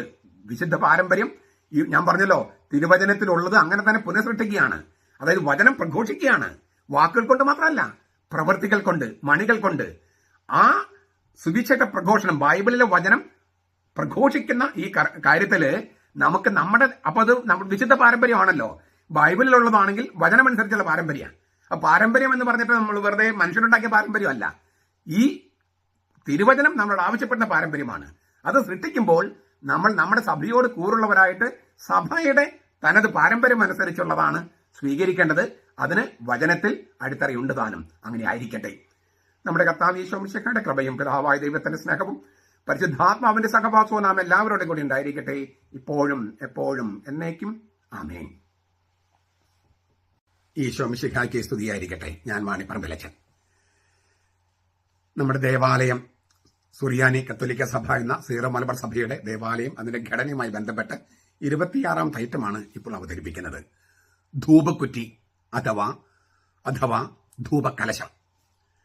പല ധ്വനികളുള്ളതാണ് ധൂപവും ധൂപക്കുറ്റിയും. ധൂപക്കുറ്റി അല്ലെങ്കിൽ ധൂപകലശം എന്നൊക്കെ പറയും. യെശയ്യായുടെ ഗ്രന്ഥം 6:4 നമ്മൾ വായിക്കുകയാണ്. യെശയ്യായുടെ പുസ്തകം 6:4. ആർത്ത് വിളിക്കുന്ന അവയുടെ ശബ്ദഘോഷത്താൽ പൂമുഖത്തിന്റെ അടിസ്ഥാനങ്ങൾ കുലുങ്ങി, ആലയം ധൂമപൂരിതമാവുകയും ചെയ്തു. ആലയം ഇല്ലേ, സ്വർഗത്തിലെ ആ സിംഹാസനമിരിക്കുന്ന ആലയം മുഴുവൻ ധൂമപൂരിതമായി. ധൂപം ദേവാലയമാകെ പ്രസരിക്കുന്നു. പരിശുദ്ധ തൃത്വത്തിന്റെ കൃപ സഭയിലാകെ നിറഞ്ഞു നിൽക്കുന്നു എന്നാണ് ഒന്നാമത്തെ അർത്ഥം. ദേവാലയം മുഴുവൻ ധൂപം കൊണ്ട് പൂരിതമായി എന്ന് പറഞ്ഞാൽ പരിശുദ്ധ തൃത്വത്തിന്റെ കൃപ സഭയിലാകെ നിറഞ്ഞു നിൽക്കുന്നു എന്നുള്ള പ്രതീകമാണ് ഒന്നാമത്തെ അർത്ഥം. സങ്കീർത്തനം 141:2 നമ്മൾ വായിക്കുന്നു, എന്റെ പ്രാർത്ഥന തിരുസന്നിധിയിലെ ധൂപാർച്ചനയായും ഞാൻ എന്റെ കൈകൾ മലർത്തുന്നത് സന്ധ്യായാഗമായും തീരട്ടെ. കൈകൾ മലർത്തെന്ന് പറഞ്ഞാൽ ഇങ്ങനെ പ്രാർത്ഥിക്കുകയാണ്, കൈകൾ മലർത്തി പ്രാർത്ഥിക്കുക. അപ്പൊ എന്റെ പ്രാർത്ഥന തിരുസന്നിധിയിലെ ധൂപാർച്ചനയായും ഞാൻ എന്റെ കൈകൾ മലർത്തുന്നത് സന്ധ്യായാഗമായും തീരട്ടെ. അപ്പോൾ ഇങ്ങനെ പ്രാർത്ഥിക്കുന്നതിന് തുല്യമാണ് തിരുസന്നിധിയിലെ ധൂപാർച്ചന. സങ്കീർത്തനം 141:2 പറയണേ. എന്തുകൊണ്ടാണ് പള്ളിയിൽ നമ്മൾ ധൂപവും ധൂപക്കുറ്റിക്ക് ഉപയോഗിക്കുന്നതെന്ന് തന്നെ ഒരു തെളിവാണ് പറയണേ. മൂന്നാമത്തെ ഒരു തെളിവ് പറയാം. വെളിപാട് പുസ്തകത്തില് 8-ാമത്തെ അധ്യായം 1 മുതൽ 5 വരെ. അവൻ 7-ാമത്തെ മുദ്ര തുറന്നപ്പോൾ സ്വർഗത്തിൽ ഏകദേശം അരമണിക്കൂർ നിശബ്ദതയുണ്ടായി. അപ്പോൾ ദൈവസന്നിധിയിൽ 7 മാലാഖമാർ നിൽക്കുന്നത് ഞാൻ കണ്ടു. അവർക്ക് 7 കാഹളങ്ങൾ നൽകപ്പെട്ടു. മറ്റൊരു മാലാഖ ഒരു സ്വർണം കൊണ്ടുള്ള ഒരു ധൂപകലശവുമായി ബലിപീഠത്തിനരികെ വന്നു നിന്നു. സിംഹാസനത്തിന് മുമ്പിലുള്ള സ്വർണ്ണ ബലിപീഠത്തിന്മേൽ സകല വിശുദ്ധന്മാരുടെയും പ്രാർത്ഥനയോട് ചേർക്കേണ്ടതിന് വളരെയധികം പരിമളദ്രവ്യം അവന് നൽകപ്പെട്ടു. പരിമളദ്രവ്യത്തിന്റെ പുക വിശുദ്ധന്മാരുടെ പ്രാർത്ഥനയോടുകൂടെ മാലാഖയുടെ കയ്യിൽ നിന്ന് ദൈവസന്നിധിയിലേക്ക് ഉയർന്നു. മാലാഖ ധൂപകലശം എടുത്ത് ബലിപീഠത്തിലെ കനൽ നിറച്ച് ഭൂമിയിലേക്ക് എറിഞ്ഞു. ഉടനെ ഇടിമുഴക്കവും നാദവും മിന്നലും ഭൂകമ്പവും ഉണ്ടായി. ഈ തിരുവചനം ഞാൻ പല പ്രാവശ്യം പറഞ്ഞിട്ടുള്ളതാണ്. 2 കാര്യങ്ങളാണ്. ഒന്ന്, വിശുദ്ധരുടെ പ്രാർത്ഥനകള്. ആ വിശുദ്ധരുടെ പ്രാർത്ഥനകള് സ്വർഗത്തിൽ സിംഹാസനത്തിൽ ഉയരുന്നത് മാലാഖയുടെ കയ്യിലിരിക്കുന്ന ധൂപകലശത്തിൽ അവരെ നിക്ഷേപിക്കുമ്പോൾ ആ പുകയോടൊപ്പമാണ്. അപ്പൊ വിശുദ്ധരുടെ പ്രാർത്ഥനകള് നമ്മൾ വിശുദ്ധരോട് പറയുന്നു, വിശുദ്ധര പ്രാർത്ഥനകള് മാലാഖയുടെ കയ്യിലിരിക്കുന്ന ധൂപക്കുറ്റിയിലിടുന്നു. ആ ധൂപകലശത്തിൽ നിന്നും പുക ഉയരുമ്പോൾ വിശുദ്ധരുടെ പ്രാർത്ഥനകളും മാലാഖയുടെ കയ്യിൽ നിന്നും സ്വർഗത്തിലേക്ക് ഉയരുന്നു. ഏകമധ്യസ്ഥനായ കർത്താവ് ഉള്ളത് കൊണ്ട് വിശുദ്ധരുടെ പ്രാർത്ഥന വേണ്ട എന്ന് പറഞ്ഞ് പെന്തക്കോസ്തക്കാരും ദൈവസഭക്കാരും യഹോവ സാക്ഷികളും ബ്രദർ അസംബ്ലിക്കാരും അങ്ങനെ ഒരുപാട് പേര് നടപ്പുണ്ട്. കത്തോലിക്ക സഭയിൽ നിന്ന് വിട്ടുപോയവര്. അവരെയും ഈ വെളിപാട് പുസ്തകം ഒന്ന് വായിക്കേണ്ടതാണ്. 8-ാമത്തെ അധ്യായം 1 മുതൽ 5 വരെ 2 പ്രാവശ്യമാണ് വിശുദ്ധരുടെ പ്രാർത്ഥന വേണമെന്നും ധൂപകലശവും ധൂപക്കുറ്റിയും വേണമെന്നൊക്കെ പറഞ്ഞിരിക്കുന്നത്. ധൂപം സ്വർഗത്തിൽ സിംഹാസനത്തിലേക്ക് ഉയരുന്നു എന്ന് പറഞ്ഞിരിക്കുന്നത്. അപ്പോ ധൂപം നമ്മുടെയും വിശുദ്ധരുടെയും പ്രാർത്ഥനകളെ സൂചിപ്പിക്കുന്നു. അപ്പൊ മാലാഖയുടെ കയ്യിലിരിക്കുന്ന ധൂപക്കുറ്റിയില് അഥവാ ധൂപകലശത്തിൽ നിക്ഷേപിക്കുന്നു. ധൂപം മുകളിലേക്ക് സ്വർഗത്തിലെ സിംഹാസനത്തിലേക്ക് ഉയരുന്നത് പോലെ നമ്മുടെ പ്രാർത്ഥനകളും വിശുദ്ധരുടെ പ്രാർത്ഥനകളോടൊപ്പം ഉയരുന്നു. ഇതാണ് വെളിപാട് പുസ്തകം പറയുന്നത്. ഒന്നുകിൽ അവർക്ക് വെളിപാട് പുസ്തകം ഇല്ല എന്ന് അവർ പറയണം, ഈ പെന്തക്കോസ്തക്കാരും ദൈവസഭക്കാരും. ഇല്ലെങ്കിൽ നമ്മൾ ചെയ്യുന്ന കാര്യങ്ങൾ അനുസരിച്ച് കത്തോലിക്ക തിരുസഭയിലേക്ക് തിരിച്ചു വരണം. വേറൊരർത്ഥം കൂടിയുണ്ട് ഈ തോബിത്തിന്റെ പുസ്തകം എന്ന് പറഞ്ഞാൽ ഈ കത്തോലിക്ക സഭയിൽ നിന്ന് വിട്ടുപോയിട്ടുള്ളവര് അവര് പറയും ഞങ്ങളുടെ ബൈബിളിൽ ഇല്ല, നിങ്ങൾ കൂട്ടിച്ചേർത്തതാണെന്ന് പറയും. അല്ല, ഒരിക്കലും അല്ല. 1827 വരെ അവരുടെ ബൈബിളിലും നമ്മുടെ ബൈബിളിൽ എല്ലാം ഈ പുസ്തകം ഉണ്ടായിരുന്നു. 1827 പ്രോട്ടസ്റ്റന്റ് സഭ ഈ പുസ്തകം മറ്റ് 7 പുസ്തകങ്ങളോടൊപ്പം മറ്റ് 6 പുസ്തകങ്ങളോടൊപ്പം ഈ പുസ്തകവും ബൈബിളിൽ നിന്ന് നീക്കം ചെയ്തത്. പ്രോട്ടസ്റ്റന്റ് സഭകള് ഈ ബൈബിളിൽ നിന്ന് നീക്കം ചെയ്തതാണ് 7 ഗ്രന്ഥങ്ങള്. കത്തോലിക്ക സഭ കൂട്ടിച്ചേർത്തതല്ല. കാരണം 1827 വരെ എല്ലാ ബൈബിളിലും ഈ ഗ്രന്ഥങ്ങളുണ്ടായിരുന്നു. അപ്പൊ തോബിത്തിന്റെ ഗ്രന്ഥത്തില് നമ്മള് ഈ ധൂപത്തിന്റെ ഒരു ദൈവശാസ്ത്രം കൊടുക്കുന്നുണ്ട്. അവിടെ ഇങ്ങനെ കാണുന്നു, റഫായേൽ മാലാഖ തോബിയാസിനോട് പറയാണ്, സഹോദര ഇപ്പോൾ എന്നെ ശ്രവിക്കുക. തോബിത്തിന്റെ ഗ്രന്ഥം 6-ാമത്തെ അധ്യായം 16-ാം വാക്യം. സഹോദര ഇപ്പോൾ എന്നെ ശ്രവിക്കുക. 17-ാമത്തെ വാക്യം മതി. നീ മണവറയിൽ പ്രവേശിക്കുമ്പോൾ ധൂപത്തിനുള്ള കനലെടുത്ത് മത്സ്യത്തിന്റെ ചങ്കിന്റെയും കനലിനും ഭാഗം അതിന്മേൽ വയ്ക്കുകയും പുകയ്ക്കുകയും പുകയ്ക്കുക. അപ്പോൾ എന്തുണ്ടാകും? അശുദ്ധാത്മാവ് വിട്ടുപോകും. ഈ തോബിയാസ് കല്യാണം കഴിക്കാൻ പോകുന്ന പെണ്ണ്, അവള് മുമ്പ് 7 കല്യാണം കഴിച്ചു, 7 ഭർത്താക്കന്മാരെ ആദ്യ രാത്രിയിൽ മരിച്ചുപോയി. അപ്പൊ അങ്ങനെ സംഭവിക്കാതിരിക്കാൻ ചെയ്യേണ്ടത് എന്താണ്? ധൂപം പോയിക്കുക. അത് അശുദ്ധാത്മാക്കളെ പുറത്താക്കുമെന്നാണ്.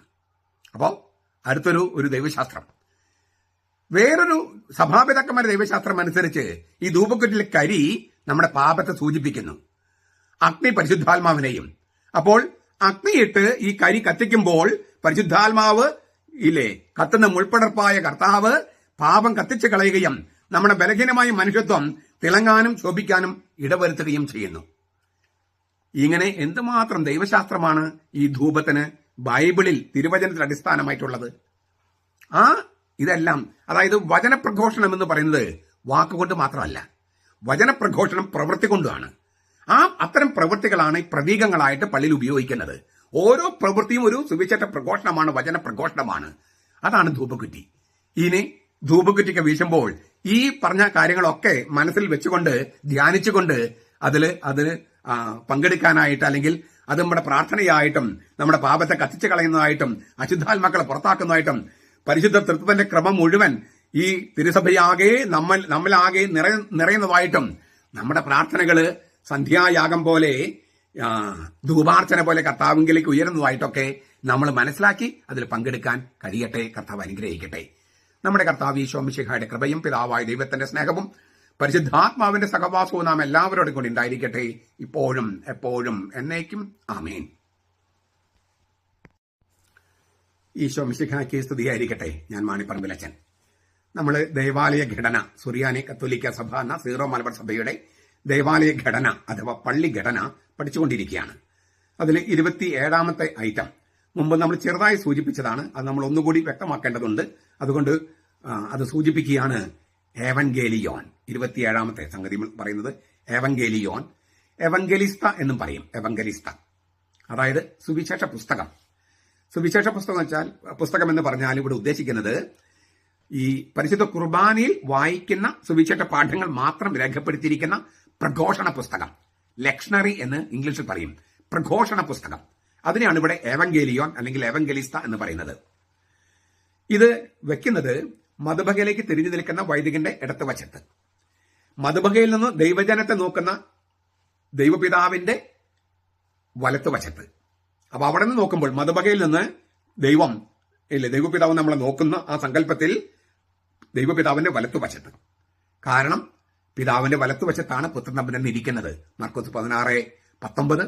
അതുപോലെ പെന്തക്കോസ്ത് പ്രസംഗത്തിലെ പത്രോസ് അത് ആവർത്തിക്കുന്നുണ്ട്. നടപടിഗ്രന്ഥം 2-ാമത്തെ അധ്യായം. അപ്പോൾ പിതാവിന്റെ വലത്തുവശത്തിരിക്കുന്ന പുത്രൻ തമ്പുരാനെ സൂചിപ്പിക്കുന്ന ഏവൻഗലിയോൻ അഥവാ ഏവൻഗലിസ്ത എന്ന് പറയുന്ന പ്രഘോഷണ പുസ്തകം, സുവിശേഷ പുസ്തകം, അതായത് പള്ളിയിൽ ലിറ്റർജിയിൽ വായിക്കുന്ന വേദപാഠങ്ങൾ മാത്രം ചേർത്തിട്ടുള്ള ആ പുസ്തകം, അത് ഈ മധുബകയിൽ നിന്ന് ജനങ്ങളെ നോക്കുന്ന ദൈവത്തിന്റെ വലത്ത് വശത്ത്, മധുബകയിലേക്ക് തിരിഞ്ഞു നിൽക്കുന്ന വൈദികന്റെ ഇടത്ത് വശത്ത്, അപ്പൊ നമ്മുടെയും ഇടത്ത് വശത്ത്, ജനങ്ങളുടെയും ഇടത്ത് വശത്ത്. ഏവൻഗേലിയോൻ നമ്മൾ പറഞ്ഞു കഴിഞ്ഞു പുത്രൻ തമ്പുരാന്റെ പ്രതീകമാണ്, മിശിഹായുടെ പ്രതീകമാണ്. അതുകൊണ്ട് തന്നെ 7 സ്ലീവകൾ തയ്ച്ചു ചേർത്തിരിക്കുന്ന ശോശപ്പ കൊണ്ട് പൊതിഞ്ഞാണ് സൂക്ഷിക്കുക. 7 സ്ലീവകൾ 7 വിളക്കുകളെ സൂചിപ്പിക്കുന്നു. വെളിപാട് ഗ്രന്ഥം 1-ാമത്തെ അധ്യായത്തിലെ 7 വിളക്കുകളെ സൂചിപ്പിക്കുന്നു. 7 വിളക്കുകൾ എന്ന് പറഞ്ഞാൽ 7 സഭകളെ സൂചിപ്പിക്കുന്നു. 7 സഭകൾ എന്ന് പറഞ്ഞാൽ സാർവത്രിക സഭയെ സൂചിപ്പിക്കുന്നു. അപ്പോൾ ഏവൻഗേലിയോൻ മിശിഹായുടെ പ്രതീകമായതിനാൽ 7 സ്ലീവകള്, അതായത് സഭയുടെ, സാർവത്രിക സഭയുടെ പുനരുദ്ധാരണം, രക്ഷാകർമ്മം മുഴുവൻ നടത്തിയത് ഈശോ മിശിഹ എന്ന് പറഞ്ഞ സ്ലീവയാണ്. അത് രേഖപ്പെടുത്തിയിട്ട് ഉള്ള തയ്ച്ചു ചേർത്തിട്ടുള്ള ശോശപ്പ കൊണ്ട് പൊതിഞ്ഞാണ് സൂക്ഷിക്കുക. ചുവപ്പോ വെള്ളയോ നിറത്തിലുള്ള അതാണ് ഈ ശോശപ്പ പൊതുവെ. സുവിശേഷ പ്രഘോഷണത്തിന്റെ സമയത്ത് അൾത്താരയിൽ നിന്ന് ബേമ വരെ ഈ പൊതിഞ്ഞു വെച്ചിരിക്കുന്ന അവസ്ഥയിൽ തന്നെയാണ് ഏവൻഗലിയം കൊണ്ടുവരിക. അതായത് ചുവപ്പോ ഒക്കെയുള്ള കളറുള്ള ആ 7 സ്ലീവ കൊണ്ട് പൊതിഞ്ഞിരിക്കുന്ന ശോശപ്പ, അത് പൊതിഞ്ഞ രൂപത്തിൽ തന്നെയാണ് ഈ ബലിപീഠത്തിൽ നിന്നും ഈ ബേമയിലേക്ക് പ്രദക്ഷിണമായി കൊണ്ടുവരിക. കർത്താവ് ശോമിച്ചിക സുവിശേഷം പ്രസംഗിച്ചുകൊണ്ട് സ്വർഗത്തിൽ നിന്നും ഭൂമിയിലേക്ക് വന്നതിന്റെ പ്രതീകമാണ് ഈ വരവ്, ഈ സുവിശേഷവുമായിട്ടുള്ള വരവ്. ഈ വൈദികൻ നെറ്റി വരെ ഉയർത്തിപ്പിടിച്ചാണ് കൊണ്ടുവരിക. അതായത് വൈദികന്റെ മുഖം കാണാൻ പാടില്ല. ഈ എവൻഗേലിയോൻ എന്ന് പറയുന്ന, എവൻഗലിസ്റ്റ് എന്ന് പറയുന്ന അതേ കാണാൻ പാടുള്ളൂ. വൈദികൻ ഇങ്ങനെ ഉയർത്തിപ്പിടിക്കില്ല, ഇങ്ങനെയാണ് പിടിക്കുന്നത്. ഈ ഇങ്ങനെ അച്ഛന്റെ മുഖം കാണാത്ത തരത്തിലാണ് പിടിക്കുന്നത്. അച്ഛനെ കാണേണ്ട കാര്യമില്ല. അച്ഛന് കീഴ്പോട്ട് നോക്കാൻ അവിടെ സ്ഥലമുണ്ട്. സ്റ്റെപ്പൊക്കെ ഇറങ്ങുമ്പോൾ അതൊക്കെ നോക്കാൻ അവിടെ സാധിക്കും ചെയ്യും. ഈ ജനങ്ങൾ കാണുകയാണ് ഈ ചുവന്ന ശോശപ്പ, എവങ്കേലിയോനെ പൊതിഞ്ഞിരിക്കുന്ന ചുവന്ന ശോശപ്പ അത് മാറ്റുന്നത്, ഈ ശോശപ്പ മാറ്റുന്നത്. അതായത് ഈ ലോകത്തിലുള്ള മിശിഹായുടെ വെളിപ്പെടുത്തലിനെ സൂചിപ്പിക്കാൻ വേണ്ടിയാണ് ഈ മൂടുപടം എടുത്തു മാറ്റുന്നത്, ഈ ശോശപ്പ എടുത്ത് മാറ്റുന്നത്. ഈശോ മിശിഹ ഈ ലോകത്തിൽ വെളിപ്പെട്ടു, തിരുവചനത്തിലൂടെ അവൻ വെളിപാടുകൾ നടത്തി, അത് സൂചിപ്പിക്കുന്നത്. എന്നിട്ട് ഈ അവന്റെ സുവിശേഷ പ്രഘോഷണം, അവൻ സുവിശേഷം വചനം പ്രഘോഷിച്ചുവല്ലോ, അത് അനുസ്മരിക്കുന്ന തരത്തിൽ ഏവങ്കേലിയോൻ വായിക്കുന്നു. അത് മിശിഹ ദൈവരാജ്യത്തെക്കുറിച്ചുള്ള പ്രഘോഷണം നടത്തിയതിനെ പ്രതീകവൽക്കരിക്കുകയാണ്. സുവിശേഷം വായിക്കുന്നു. വായന കഴിഞ്ഞ് വീണ്ടും ബാമയിൽ വെച്ച് തന്നെ ശോശപ്പ കൊണ്ട് പൊതിഞ്ഞ് അൾത്താരയിൽ യഥാസ്ഥാനത്ത് പ്രതിഷ്ഠിക്കുന്നു, അവിടെ കൊണ്ടുപോയി പ്രതിഷ്ഠിക്കുന്നു. തീർച്ചയായിട്ടും പ്രസംഗമുണ്ടെങ്കിൽ പ്രസംഗം കഴിഞ്ഞിട്ടാണ് ചിലപ്പോൾ കൊണ്ടുവയ്ക്കുക. ഡീക്കന്മാരുണ്ടെങ്കിൽ അവർ കൊണ്ടുപോയി വയ്ക്കും. യഹൂദരുടെ സമ്പ്രദായത്തിൽ നിന്നാണ് പൗരത്വ സഭകളിൽ ഈ പാരമ്പര്യം ഉടലെടുത്തത്. ഏവങ്കേലിയോൻ എന്നതിന്റെ അർത്ഥം നമ്മൾ മുമ്പ് കണ്ടതാണ്. സുവിശേഷം, സദ്വാർത്ത എന്നൊക്കെയാണ് ഏവങ്കേലിയോൻ, ഏവങ്കലിസ്ത എന്നൊക്കെ വാക്കിന്റെ അർത്ഥം. അതേസമയം സദ്വാർത്ത എന്ന് പറഞ്ഞാൽ ഏവങ്കലിസ്ത എന്നതിന് സുവിശേഷകൻ എന്നാണ് അർത്ഥം. ഏവങ്കലിസ്ത എന്ന് പറഞ്ഞാൽ സുവിശേഷകൻ, ഏവങ്കേലിയോൻ എന്ന് പറഞ്ഞാൽ സുവിശേഷം. ഏവങ്കേലിയോൻ സുവിശേഷം, ഏവങ്കലിസ്ത സുവിശേഷകൻ. ഇതിന്റെ അർത്ഥം നമ്മൾ ഒരിക്കൽ പറഞ്ഞതാണ്. അപ്പൊ ചിലർക്കൊന്നും അങ്ങോട്ട് ബോധ്യപ്പെട്ടില്ല. അപ്പൊ ഞാൻ ഒന്നുകൂടി പറയാണ്. അങ്കേലിയോൻ എന്ന വാക്ക് നോക്കുക. അങ്കേലിയോൻ വാർത്ത എന്നാണ് അർത്ഥം, സന്ദേശം എന്നർത്ഥം, മെസ്സേജ്, ന്യൂസ് എന്നൊക്കെ എന്നർത്ഥം. ഈ എവു എന്ന് പറഞ്ഞാൽ ഇപ്പൊ നമ്മൾ എവുക്കരിസ്തീയ, ഹാരിസ് എന്ന് പറഞ്ഞാൽ കൃപ, എവുക്കരിസ്തീയ ഗുഡ് കൃപ, ഗുഡ് ഗ്രേസ്. എവു എന്ന് വെച്ചാൽ ഗുഡ്. തനാത്തോസ് എന്ന് പറഞ്ഞാൽ മരണം. എവുത്തനാസിയ, എവു ഗുഡ് ഡെത്ത്. ഈ ദയാവധത്തിന് ഉപയോഗിക്കുന്ന വാക്കാണ് ഗുഡ് ഡെത്ത്. ഗ്രീക്കിൽ എവുത്തനാസിയ എന്ന് പറഞ്ഞാൽ എവുത്തനാസിയ, തനാത്തോസ് ഡെത്ത്, മരണം. എവു നല്ലത്. അപ്പൊ നല്ല മരണം എന്നാണ് ഈ ദയാവധത്തിന് വിശേഷിപ്പിക്കുന്നത്. നല്ല മരണമൊന്നും അല്ലത്, ദൈവത്തിന്റെ ഹിതത്തിന് വിരുദ്ധമായ ഒരു സംഗതിയാണ്. എങ്കിലും വാക്ക് അങ്ങനെയാണ്. അപ്പൊ എവു എന്ന് പറഞ്ഞാൽ നല്ലത്, നന്മ എന്നൊക്കെ അർത്ഥം. നമ്മള് വിശേഷം സുവിശേഷം, സു എന്ന് പറഞ്ഞാൽ നല്ലത്. വാർത്ത, സദ്വാർത്ത, സദ് നല്ലത്. അങ്കേലിയോൻ എന്ന വാക്ക് നമ്മൾ പറഞ്ഞു, സന്ദേശം, ദൂത്. അങ്കേലോസ് സന്ദേശവാഹകൻ, മാലാഖ. ഏഞ്ചൽ എന്ന വാക്ക് വരുന്നത് അങ്കേലോസ്. അങ്കേലോസിന്റെ സ്പെല്ലിംഗ് നോക്കിയാൽ ANGELOS, അങ്കേലോസ്. അവസാനത്തെ ഓസ് വെട്ടിക്കളഞ്ഞാൽ ഏഞ്ചൽ, ഇംഗ്ലീഷിൽ ഏഞ്ചൽ. അങ്കേലോസ് സന്ദേശവാഹകൻ, ദൂതൻ, മാലാഖ. അപ്പൊ വാർത്ത കൊണ്ടുവരുന്ന ആള് എന്നർത്ഥം. നല്ല വാർത്ത അറിയിക്കുന്നവനാണ് എവങ്കലിസ്ത. നല്ല വാർത്തയാണ് എവാങ്കേലിയോൻ. അങ്കേലോസ് ദൂതൻ അല്ലെങ്കിൽ മാലാഖ, ഏഞ്ചല്. ഈ നല്ല വാർത്തയാണ് എവാങ്കേലിയോൻ, നല്ല വിശേഷം. ഈ രണ്ട് വാക്കുകളും സുവിശേഷത്തിൽ നമ്മൾ സുറിയാനി ഭാഷയിൽ ഉപയോഗിക്കും. സുവിശേഷകൻ എന്നുള്ള എവങ്കലിസ്ത എന്ന വാക്ക് ഉപയോഗിക്കാറുണ്ട്, എവങ്കേലിയോൻ എന്ന വാക്ക് ഉപയോഗിക്കാറുണ്ട്. ഇനി ഉദയംപേര് സൂനദോസില് ഇതിന്റെ കാനോനയില് എവങ്കലി എന്ന വാക്കാണ് ഉപയോഗിച്ച് കാണേ. എവങ്കലി അവിടെ എഴുതിയിരിക്കുന്ന ഒരു വാചകം, അതായത് ഈ ഉദയംപേര് സൂനദോസിന്റെ കാനോനിൽ എഴുതിയിരിക്കുന്ന, അന്നത്തെ മലയാളത്തിൽ എഴുതിയിരിക്കുന്ന വാചകം ഞാൻ വായിക്കാം. മുട്ടും കുത്തി എവങ്കലി പുസ്തകം തൊട്ട, അങ്ങനെയാണ് എഴുതിയിരിക്കുന്നത്. മുട്ടും കുത്തി എവങ്കലി പുസ്തകവും തൊട്ട. നിങ്ങൾ ക്രൈസ്തവ ശബ്ദകോശം എന്ന് പറയുന്ന കുരുക്കുറച്ചന്റെ ഈ പുസ്തകത്തിനകത്ത് 30ാമത്തെ പേജിനകത്ത് അത് കാണാം. ആ ഉദയംപേര് സൂനദോസിന്റെ കാനോനിൽ എഴുതിയിരിക്കുന്ന സംഗതി കാണാം. ഈ ക്രൈസ്തവ ശബ്ദകോശം എന്ന് പറയുന്ന ജോർജ് കുരുക്കുറച്ചന്റെ പുസ്തകത്തിനകത്ത് പേജ് 30. എവങ്കേലി എന്ന വാക്കാണ് ഉദയംപേര് സൂനദോസിൽ ഉപയോഗിക്കുന്നത്. ഞാൻ നേരത്തെ പറഞ്ഞത് പലർക്കും വിശ്വാസമായില്ല എന്ന് പറഞ്ഞതുകൊണ്ട് ഞാൻ അതൊന്ന് വിശദീകരിക്കുകയാണ്. എല്ലാ നല്ല വാർത്തയും എല്ലാ നല്ല വിശേഷവും എവാങ്കേലിയോൻ എന്ന് പറയില്ല. എവാങ്കേലിയോൻ എന്നുള്ളത് ടെക്നിക്കൽ പദമാണ്. ടെക്നിക്കൽ പദം ദൈവത്തിൽ നിന്ന് വരുന്ന വാർത്ത അല്ലെങ്കിൽ രാജാവിൽ നിന്ന് വരുന്ന വാർത്ത, അതിന് മാത്രമാണ് എവാങ്കേലി ഉപയോഗിച്ചിരുന്നത്. ദൈവത്തിൽ നിന്ന് വരുന്ന വാർത്ത അത് എപ്പോഴും നല്ല വാർത്തയാകണമെന്നില്ല. മറിയത്തിന് ദൈവത്തിൽ നിന്ന് വന്ന വാർത്ത അവളുടെ വിവാഹ ജീവിതം തകർത്തു.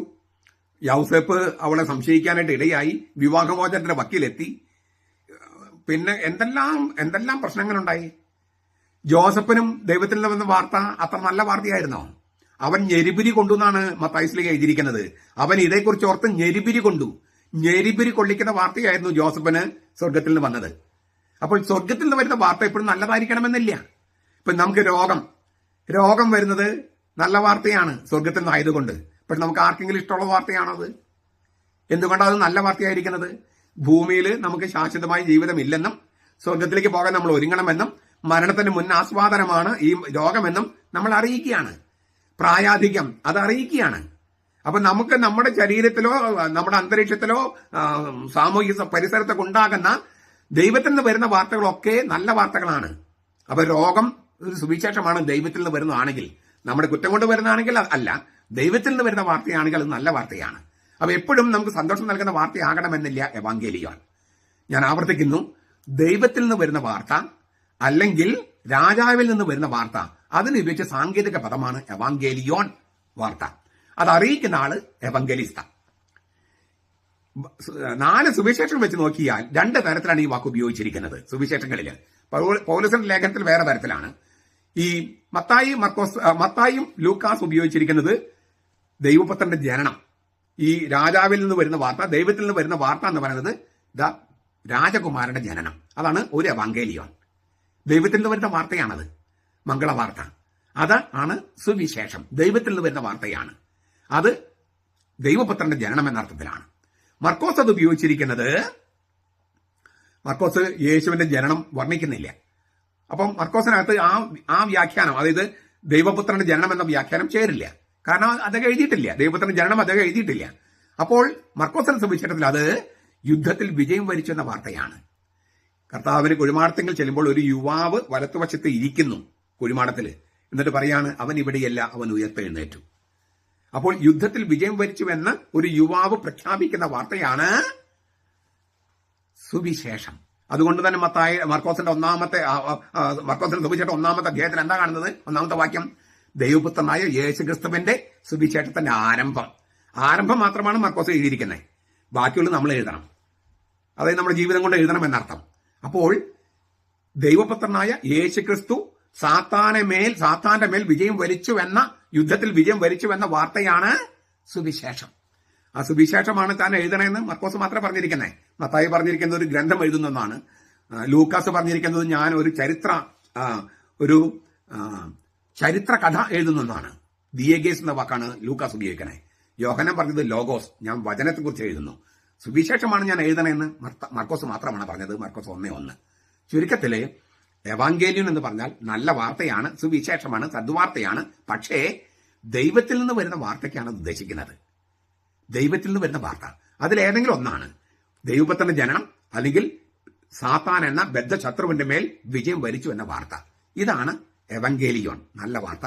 അത് പ്രഘോഷിക്കുന്ന ആള് എവങ്കലിസ്ത, സുവിശേഷകൻ. ഇപ്പോൾ അത് ഈ സുവിശേഷകന്മാർ പ്രസംഗിച്ചത് നമ്മൾ ഇന്ന് പ്രസംഗിക്കാനായിട്ട് കടപ്പെട്ടിരിക്കുന്നു. അതാണ് ഈ സംഭവിക്കുന്നത്. അപ്പോൾ ഈ കർമ്മങ്ങളൊക്കെ ചെയ്യുന്നതിന് കാരണം എന്താണ്? നമ്മൾ ചെയ്യുന്നത് കർത്താവ് ചെയ്ത കാര്യം തന്നെയാണ്. കർത്താവ് ഈ ഭൂമിയിൽ കൊണ്ടുവന്ന സംഗതിയാണ് നമ്മൾ ചെയ്യുന്നത്. അതുകൊണ്ടാണ് ഇത്രമാത്രം ആചാരങ്ങൾ ചെയ്യുന്നത്. ഈ ആചാരങ്ങളില്ലെങ്കിൽ അതിന്റെ ആ ദൈവിക അംശം ചോർന്നു പോകും. വെറും ഏതെങ്കിലും ഒരു സാഹിത്യകാരന്റെ പുസ്തകം എടുത്ത് വായിക്കുന്ന പോലെയാവും, അല്ലെങ്കിൽ മറ്റൊരു മതഗ്രന്ഥം എടുത്ത് വായിക്കുന്ന പോലെയാവും. ഇത് ദൈവം വെളിപ്പെടുത്തിയ വെളിപാടാണ് എന്ന് ബോധ്യപ്പെടുത്താനാണ് ശോശപ്പയും സ്ലീവയും ഒക്കെ വെച്ച് ഇത്രമാത്രം അലങ്കാരങ്ങൾ അതിനാണ്. അതായത് ദൈവികമായ സംഗതിയാണ്, സ്വർഗത്തിൽ നിന്ന് ഇറങ്ങി വന്നവനെയാണ് പ്രഘോഷിക്കുന്നത്. ഈ വികാരങ്ങൾ ഉണർത്താൻ വേണ്ടിയാണ് ഈ എവങ്കേലിയോണ് ഇതുപോലെയൊക്കെ പൊതിഞ്ഞ് സൂക്ഷിക്കുന്നത്. ആ വികാരങ്ങൾ ഉണർന്നുകൊണ്ട് തന്നെ ഈ ലിറ്റർജിയിൽ പങ്കെടുക്കാൻ നമുക്ക് കഴിയട്ടെ. നമ്മുടെ കർത്താവ് ഈശോ മിശിഹായുടെ കൃപയും പിതാവായ ദൈവത്തിന്റെ സ്നേഹവും പരിശുദ്ധാത്മാവിന്റെ സഹവാസവും നാം എല്ലാവരോടും കൂടി ഉണ്ടായിരിക്കട്ടെ, ഇപ്പോഴും എപ്പോഴും എന്നേക്കും. ആമേൻ. ഈശോ മിശിഹായ്ക്ക് സ്തുതിയായിരിക്കട്ടെ. ഞാൻ മാണിപ്പറമ്പിലച്ചൻ. നമ്മളെല്ലാ ദിവസവും സുറിയാനി കത്തോലിക്ക പള്ളിയുടെ ഘടന, നമ്മുടെ ദേവാലയ ഘടന അല്ലെങ്കിൽ അതുമായി ബന്ധപ്പെട്ട കാര്യങ്ങൾ ചർച്ച ചെയ്യുകയാണല്ലോ. ഇന്ന് നമ്മൾ 29-ാം ഐറ്റമായിട്ട് ധ്യാനിക്കുന്നത് ഒരു വാക്കിനെ കുറിച്ചാണ്, എങ്കർത്ത പീഠം. പുതിയ നിയമത്തിലെ ലേഖനങ്ങളിൽ നിന്നും വെളിപാട് പുസ്തകത്തിൽ നിന്നുള്ള വായനകൾ ഉൾപ്പെടുത്തിയ പുസ്തകത്തെയാണ് എങ്കർത്ത പീഠം വെക്കുന്നത്. അവിടെ നിന്നുകൊണ്ടാണ് വായിക്കുക. എങ്കർത്ത പീഠം. 20-ാം നൂറ്റാണ്ട് വരെ ലേഖനങ്ങൾ എങ്കർത്ത എന്ന് തന്നെയാണ് അറിയപ്പെട്ടിരുന്നത്. 20-ാം നൂറ്റാണ്ടിലാണ് അത് ഈ ലേഖനം എന്നുള്ള വാക്ക് തന്നെ ഉപയോഗിക്കാൻ തുടങ്ങിയത്. അല്ലെങ്കിൽ എങ്കർത്ത എന്നാണോ എന്ന് പറഞ്ഞുകൊണ്ടിരുന്നത്. സുറിയാനി വാക്കാണ് ഈ എങ്കർത്ത എന്ന വാക്കിനർത്ഥം. സുറിയാനി വാക്കാണ് ലേഖനം, കത്ത് എന്നാണ് അതിന്റെ അർത്ഥം. ഇതിനെ സ്ലീഹ എന്നും വിളിച്ചിരുന്നു, സ്ലീഹ എന്ന് ബഹുവചനത്തിലും വിളിച്ചിരുന്നു. ഈ ലേഖനം, കത്ത് രണ്ടും ഒന്നല്ല. ലെറ്ററും എപ്പീസലും. ലെറ്റർ ഒരു സ്വകാര്യ കറസ്പോണ്ടൻസ് ആണ്. ഒരു വ്യക്തി മറ്റൊരാൾക്ക് അല്ലേ സ്വകാര്യമായിട്ടുള്ള ചില കാര്യങ്ങൾ കൈമാറുന്നതാണ് കത്ത് എന്ന് പറയുന്നത്. ലേഖനം എന്ന് പറയുന്നത് ഔദ്യോഗിക രേഖയാണ്, സ്വകാര്യ കാര്യങ്ങളല്ല, മറിച്ച് വചനമോ പബ്ലിക്കായ കാര്യങ്ങളാണ് പറയുക. അപ്പോൾ പൗലോസിന്റെ ലേഖനം എന്ന് പറഞ്ഞാൽ അതൊരു കത്ത് പോലെ ഇരിക്കുന്നേ, കത്തിന്റെ കെട്ടും മട്ടും, പക്ഷെ ഉള്ളില് അതിന്റെ ഉള്ളടക്കം എന്ന് പറയുന്നത് ദൈവശാസ്ത്രവും ധാർമ്മികതയൊക്കെയാണ്. അതിനാൽ കത്ത് ലെറ്റർ അല്ല, എപ്പീസലാണ്. അപ്പൊ ഈ എപ്പീസൽ വായിക്കപ്പെടുന്ന, പള്ളിയിൽ ലിറ്ററേച്ചറിൽ വായിക്കപ്പെടുന്ന ഈ ലേഖന ഭാഗങ്ങളെല്ലാം ചേർത്ത് വെച്ചിട്ടുള്ള ആ പുസ്തകമാണ് എങ്കർത്ത. അത് വായിക്കുന്ന പീഠമാണ് എങ്കർത്ത പീഠം. ഇത് വായിക്കുന്നത് ബേമ എന്ന് പറഞ്ഞ വചനവേദിയിൽ ഇടത്തുവശത്ത് സ്ഥിതി ചെയ്യുന്ന പീഠത്തിൽ നിന്നുകൊണ്ടാണ്. അതായത് മധുബനിലേക്ക് തിരിഞ്ഞു നിൽക്കുന്ന ആളുടെ ഇടത്തുവശത്ത്. നമ്മൾ പുതിയ നിയമം വായിക്കുന്ന, ഒറ്റയടിക്ക് വായിച്ചു പോകുന്ന ആളുകൾക്ക് പോലും വ്യക്തമാകുന്ന ഒരു കാര്യമുണ്ട്, വളരെ വ്യക്തമാകുന്ന കാര്യം. ആദ്യത്തെ 5 പുസ്തകങ്ങൾ ചരിത്രപരമായ സംഗതികളാണ്. 4 സുവിശേഷങ്ങളും അപ്പസ്തോല നടപടി, അതായത് യേശുവിന്റെ ചരിത്രത്തെക്കുറിച്ചുള്ള രേഖകൾ 1004, സഭയുടെ ചരിത്രത്തെക്കുറിച്ച് പിന്നെ 5 പുസ്തകങ്ങൾ ചരിത്രമാണ്. ഹിസ്റ്റോറിയ എന്ന് പറയും. ഹിസ്റ്റോറിയ ചരിത്രത്തിൽ സംഭവിച്ച കാര്യങ്ങൾ അതാണ് രേഖപ്പെടുത്തിയിരിക്കുന്നത്. അത് ചരിത്രം രേഖപ്പെടുത്തിയിരിക്കുന്നത് ചരിത്രം റിപ്പോർട്ട് ചെയ്യാൻ വേണ്ടിയല്ല. ആ ചരിത്രത്തിൽ സംഭവിച്ച കാര്യങ്ങൾ അത് ശരിയായി മനസ്സിലാക്കുമ്പോഴാണ്, എന്തുകൊണ്ടാണ് അങ്ങനെ സംഭവിച്ചത്, എന്തിനാണ് സംഭവിച്ചത് മനസ്സിലാക്കുമ്പോഴാണ് നമ്മൾ രക്ഷ പ്രാപിക്കുന്നത്. അപ്പൊ അതാണ് ഈ ആദ്യത്തെ 5 പുസ്തകങ്ങൾ ഹിസ്റ്റോറിയ, ചരിത്രമാണ്. ചരിത്രത്തിന് വേണ്ടിയല്ല, ഞാൻ പറഞ്ഞു കഴിഞ്ഞു. ചരിത്രത്തിൽ സംഭവിച്ച കാര്യങ്ങളുടെ ധ്വനി, ദൈവശാസ്ത്ര ധ്വനി തിരിച്ചറിയുന്നതിലൂടെ നാം രക്ഷ പ്രാപിക്കുന്നതിന് വേണ്ടിയാണ്. രണ്ടാമതൊരു സെക്ഷൻ പൗലോസിന്റെ 14 ലേഖനങ്ങളും പിന്നെ 7 കാതോലിക്ക ലേഖനങ്ങളും. അല്ലെങ്കിൽ ഹെബ്രായ ലേഖനം പൗലോസ് എഴുതിയതാണോ അല്ലയോ എന്ന ചർച്ചകൾ നടക്കുന്നു. അവിടെ നിൽക്കട്ടെ, അതൊക്കെ പിന്നീട് നമുക്ക് ചർച്ച ചെയ്യാം. പൗലോസിന്റേതായി 14 ലേഖനങ്ങൾ, അത് നേർപകുതി 7 കാതോലിക ലേഖനങ്ങൾ. ഈ കാതോലിക ലേഖനങ്ങളും പൗലോസിന്റെ 14 ലേഖനങ്ങളും നമ്മൾ കണ്ടാൽ എന്താണ് നമുക്ക് പെട്ടെന്ന് മനസ്സിലാകുക? ചരിത്രത്തിൽ സംഭവിച്ച യേശുക്രിസ്തു എന്ന ആളെക്കുറിച്ചുള്ള വ്യാഖ്യാനമാണ് ലേഖനങ്ങൾ. യേശുക്രിസ്തു ചരിത്രത്തിൽ വന്നു, ദൈവം മനുഷ്യനായി ഭൂമിയിൽ വന്നു. ആ ചരിത്ര സംഭവത്തിന്റെ വ്യാഖ്യാനമാണ് ഇന്റർപ്രിട്ടേഷൻ, ലേഖനങ്ങൾ. പൗലോസിന്റെ 14 ലേഖനങ്ങളും കാതോലിക ലേഖനങ്ങൾ 7. അപ്പോ 21 ഗ്രന്ഥങ്ങള് ഈ ചരിത്രത്തിൽ സംഭവിച്ച ക്രിസ്തുവിനെ കുറിച്ചുള്ള വ്യാഖ്യാനങ്ങളാണ്. പഴയ നിയമത്തിൽ ചില കത്തുകളും ലേഖനങ്ങളൊക്കെ ഉണ്ട്, പക്ഷെ ഒരു പുസ്തകത്തിനും ഇന്ന ലേഖനം എന്ന പേര് കിട്ടിയിട്ടില്ല. പുതിയ നിയമത്തിൽ 27 ഗ്രന്ഥങ്ങളിൽ 21 അറിയപ്പെടുന്നത് ലേഖനമെന്നാണ്. അത് അക്കാലത്ത് പൗലോസ് ഉപയോഗിച്ച് തുടങ്ങിയ ഒരു സ്ട്രാറ്റജിയാണ്. അതായത് വലിയ പുസ്തകങ്ങളൊക്കെ എഴുതാൻ അന്നത്ര എളുപ്പമായിരുന്നില്ല. കൊച്ചു ലേഖനങ്ങൾ എഴുതിയാൽ അത് എളുപ്പമുണ്ടായിരുന്നു. എന്നിട്ട് ഒരു സഭയിൽ വായിച്ചിട്ട് അവർ അത്യാവശ്യം കാര്യങ്ങളൊക്കെ കുറിച്ചെടുത്ത് വായിക്കാനൊക്കെ, ലിറ്ററേച്ചറിൽ വായിക്കാനൊക്കെ കുറിച്ചെടുത്ത് മറ്റു സഭയ്ക്ക് കൊടുക്കണം. അങ്ങനെ ഒരു എൻസൈക്ലിക്കൽ, ചാക്രിക ലേഖനം, ചക്രം പോലെ കറങ്ങുന്ന ലേഖനം, അങ്ങനെയാണ് ചാക്രിക ലേഖനം ഉണ്ടായത്. അങ്ങനെ വേണമെന്ന് പൗലോസിലേക്ക് തന്നെ ആദ്യത്തെ ലേഖനം 1 തെസലോനിക്കയിലും പിന്നെ എഴുതിയ ഗലാത്യ ലേഖനത്തിൽ സൂചിപ്പിച്ചിട്ടുണ്ട്. അതായത് ഇവിടെ വായിച്ചു കഴിഞ്ഞാൽ നിങ്ങൾക്ക് ലിറ്ററേച്ചറിക്ക് വേണ്ട സംഗതികളൊക്കെ പകർത്തിയെടുത്തി അടുത്ത സഭയ്ക്ക് കൊടുക്കണം എന്ന് പൗലോസിലേക്ക് തന്നെ പറഞ്ഞിട്ടുണ്ട്. അപ്പൊ അങ്ങനെ വ്യാഖ്യാനം, യേശുക്രിസ്തു എന്ന ആളാണ് സുവിശേഷം, അതിന്റെ വ്യാഖ്യാനമാണ് 21 ലേഖനങ്ങൾ. പിന്നെ നമുക്ക് ഏറ്റവും അവസാനം കാണുന്നതാണ് വെളിപാടിന്റെ പുസ്തകം. വെളിപാട് പുസ്തകം അതെന്താണ്? സ്വർഗത്തിൽ നടക്കുന്ന ലിറ്റററി ആവിഷ്കരിച്ചിരിക്കുക. അപ്പൊ നമ്മൾക്ക് നോക്കിയേ 3 കാര്യങ്ങൾ. 1 ചരിത്രം, ഹിസ്റ്റോറിയ. 2 വ്യാഖ്യാനം, തിയോറിയ, സിദ്ധാന്തം. 3 ലിറ്റേർജി. ചരിത്രം, വ്യാഖ്യാനം, ലിറ്റേർജി. ഈ 3 സംഗതികളാണ് ഈ പുതിയ നിയമത്തിലുള്ളൂ. 27 പുസ്തകങ്ങളിൽ ഉള്ളത് അതാണ്. അപ്പൊ നമ്മളിപ്പോ പള്ളിയിൽ എന്താ നടക്കണം നോക്കിയാൽ, ലേഖനത്തിൽ വായിക്കും, സുവിശേഷത്തിൽ വായിക്കും, അനാഫറ ലിറ്റർജി അനുഷ്ഠിക്കും. പുതിയ നിയമം അപ്പാടെ നമ്മൾ അനുഷ്ഠിക്കുന്നതാണ് ഈ കുർബാന. ലേഖനത്തിൽ വായിക്കും, എങ്കർത്ത. സുവിശേഷം വായിക്കും. അപ്പൊ സുവിശേഷം ചരിത്രത്തിൽ സംഭവിച്ചത്, ലേഖനം അതിന്റെ വ്യാഖ്യാനം, അത് ലിറ്റർജിറ്റ് അനുഷ്ഠിക്കുന്നത്, അത് അനുഷ്ഠിക്കുകയാണ്. അപ്പൊ വെളിപാട് പുസ്തകം എല്ലാ ദിവസവും സംഭവിക്കുകയാണ് പള്ളിയിലെ കുർബാനയില്. സ്വർഗത്തിൽ നടക്കുന്ന ലിറ്റർജി മുൻകൂട്ടി ആസ്വദിക്കുകയാണ്. മുൻകൂട്ടി ആസ്വദിക്കുന്നതാണ്. അതായത് പഴയ ചരിത്രത്തിൽ സംഭവിച്ചത് റദ്ദ് ചെയ്യുന്നില്ല, പക്ഷെ ചരിത്രത്തിൽ സംഭവിച്ചത് ആവർത്തിക്കുകയല്ല, ആവർത്തിക്കേണ്ട കാര്യമില്ല. മറിച്ച് സ്വർഗത്തിൽ ഈ ഒരിക്കൽ എന്നേക്കുമായി അർപ്പിക്കപ്പെട്ട ബലി എന്നാണ് പറയുന്നത്. ഒരിക്കലാണ് ചരിത്രത്തിൽ അർപ്പിക്കപ്പെട്ടുള്ളൂ, പക്ഷെ അത് സ്വർഗത്തിൽ എന്നേക്കുമായിട്ടാണ്. അതുകൊണ്ടാണ് സിംഹാസനത്തിന് മുമ്പിൽ കുഞ്ഞാട് എഴുന്നേറ്റ് നിൽക്കുന്നത്. കൊല്ലപ്പെട്ട കുഞ്ഞാട് എഴുന്നേറ്റ് നിൽക്കുന്നു, മരിച്ചവൻ ഉയർത്തെഴുന്നേറ്റിരിക്കുന്നു, എപ്പോഴും നിൽക്കുകയാണ്. അപ്പൊ കാൽവരിയിൽ ഒരിക്കൽ സംഭവിച്ചത് സ്വർഗത്തിൽ എന്നേക്കുമായി നിലനിൽക്കുന്നത് കൊണ്ടാണ് ഒരിക്കൽ എന്നേക്കുമായി അർപ്പിക്കപ്പെട്ട ബലി എന്ന് പറയുന്നത്. ഞാൻ ഒന്നുകൂടി പറയാം, ഇത് വളരെ പ്രധാനപ്പെട്ട സംഗതിയാണ്. പെന്തക്കോസ്ത ദൈവസഭക്കാരോടും അങ്ങനെ കത്തോലിക്ക സഭ വിട്ടുപോയ എല്ലാവരോടും നിങ്ങൾ പറയേണ്ട സംഗതി ഞാനിപ്പോ പറയുന്നത്. ഒരിക്കൽ എന്നേക്കുമായി അവൻ ബലിയർപ്പിച്ചെന്നാണ് ഹെബ്രായ ലേഖനത്തിൽ പറയണേ. വളരെ കറക്റ്റ്. ഒരിക്കലാണ് ചരിത്രത്തിൽ സംഭവിച്ചത്, പക്ഷെ അത് സ്വർഗത്തിൽ എന്നേക്കുമായി നിലനിൽക്കുകയാണ്. അപ്പോൾ ഒരിക്കൽ എന്നേക്കുമായി, ഒരിക്കൽ ചരിത്രത്തിൽ സമർപ്പിക്കപ്പെട്ടതും എന്നേക്കുമായി സ്വർഗത്തിൽ നിലനിൽക്കുന്നതുമായ ബലി, ആ ബലിയിൽ നമ്മൾ സംബന്ധിക്കുകയാണ്. അപ്പോൾ പുതിയ നിയമത്തിലെ എല്ലാ സംഗതികളും ഒരൊറ്റ കുർബാനയിലുണ്ട്. ലേഖനം, അതായത് ചരിത്രത്തിൽ സംഭവിച്ച ആളെക്കുറിച്ചുള്ള വ്യാഖ്യാനം, സുവിശേഷം, ആ ആളുടെ ചരിത്രം, പിന്നെ അത് അനുഷ്ഠിക്കുന്ന അനാഫറ, ലിറ്റർജിയിൽ എന്താ സംഭവിക്കുന്നത്? വചനത്തിന് ജീവൻ വയ്ക്കുന്നു. അപ്പോൾ ഇത് എന്റെ ശരീരം ആകുന്നു, വചനമാണ്. അത് യേശുക്രിസ്തുവിൽ നിൽക്കുന്ന അച്ഛൻ പറയുമ്പോൾ ആ വചനത്തിന് ജീവൻ വെക്കുകയാണ്. അത് ആ വചനം മുളക്കുകയാണ്. ഗോതമ്പ് മണി നിലത്ത് വീണ് അഴിഞ്ഞാലേ പുതിയ ജീവൻ വരൂ. അത് സംഭവിക്കുകയാണ്. ഇത് എന്റെ രക്തമാകുന്നു എന്ന് പറയുമ്പോൾ യേശുക്രിസ്തുവിന്റെ അധികാരം ഉപയോഗിച്ച് വൈദികൻ പറയുമ്പോൾ ആ വചനത്തിന് ജീവൻ വെക്കുകയാണ്. അങ്ങനെയാണ് അത് പുതിയ ഉടമ്പടിയുടെ രക്തമായി മാറുന്നത്.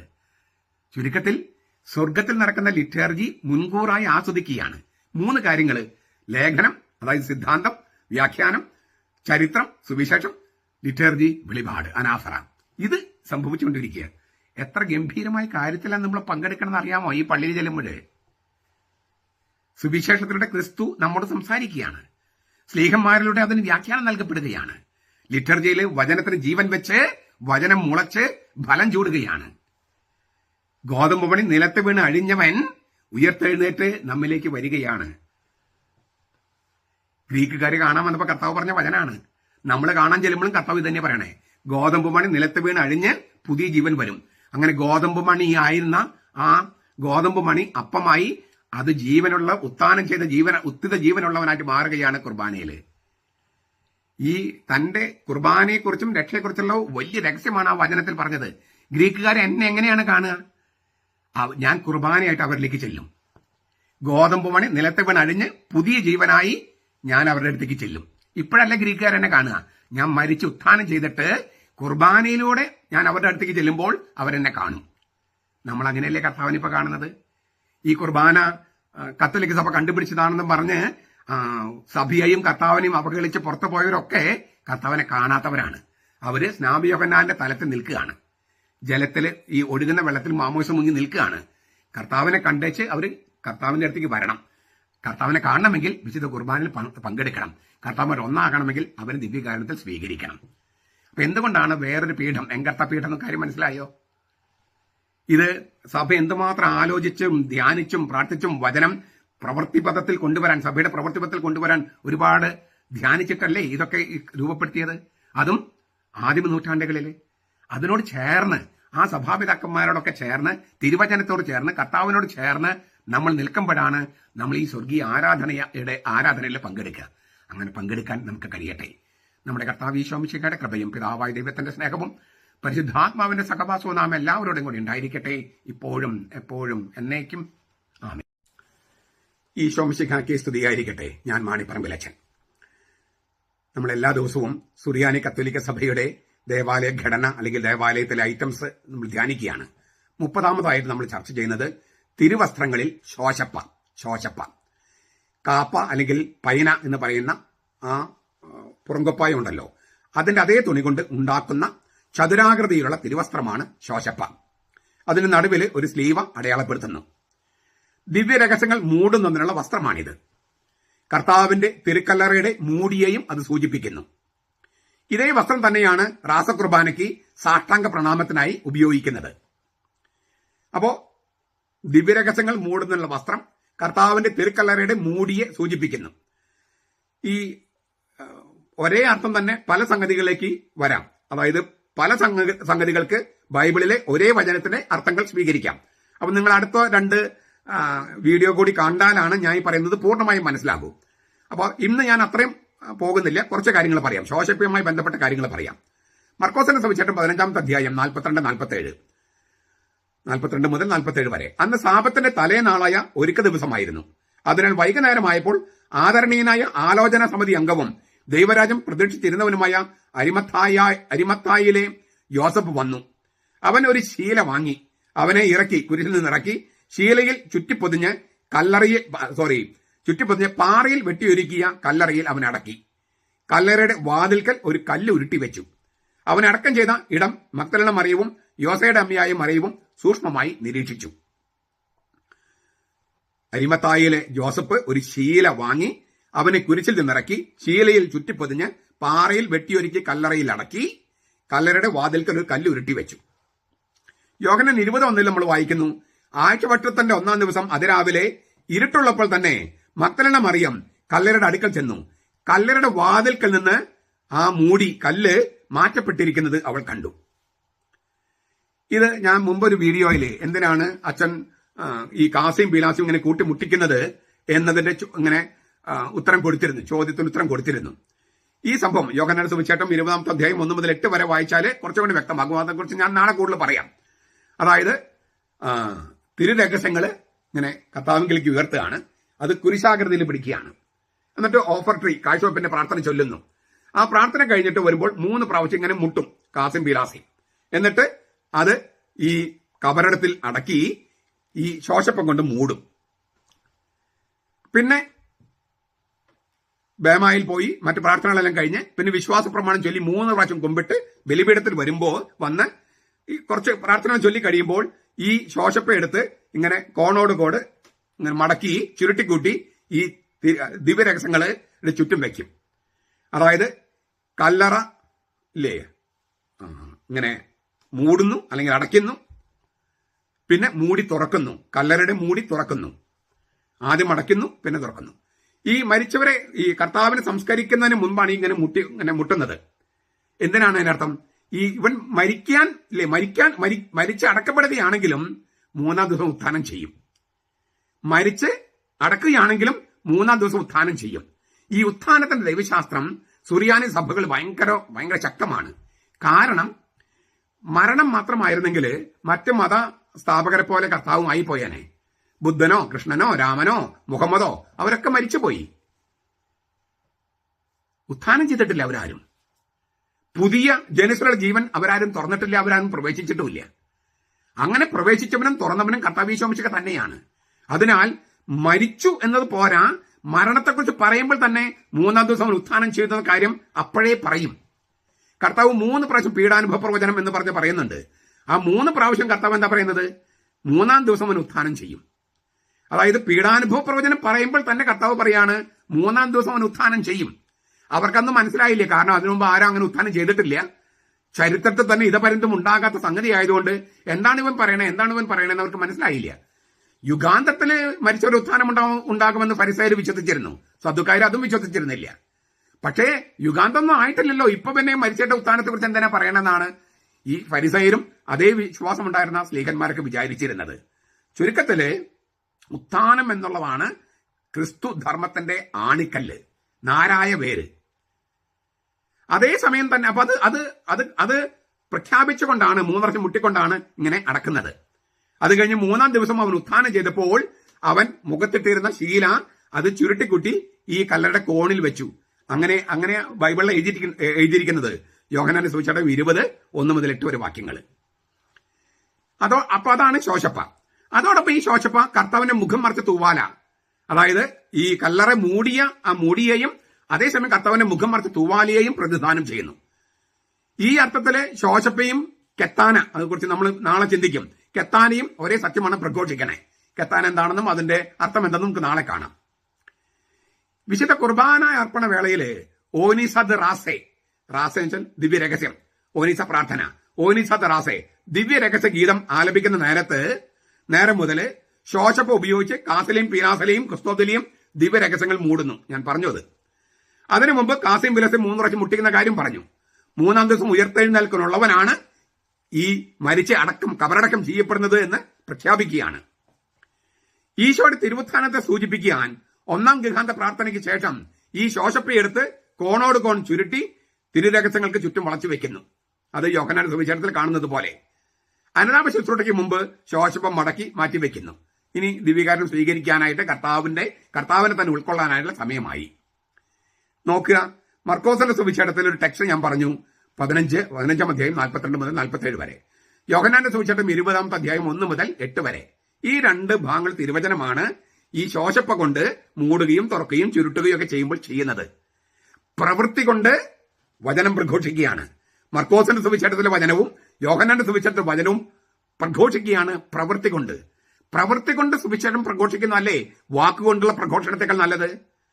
Action speak louder than words എന്നല്ലേ? പ്രവൃത്തിയാണ് വാക്കുകളേക്കാൾ ഉച്ചത്തിൽ സംസാരിക്കുന്നത്.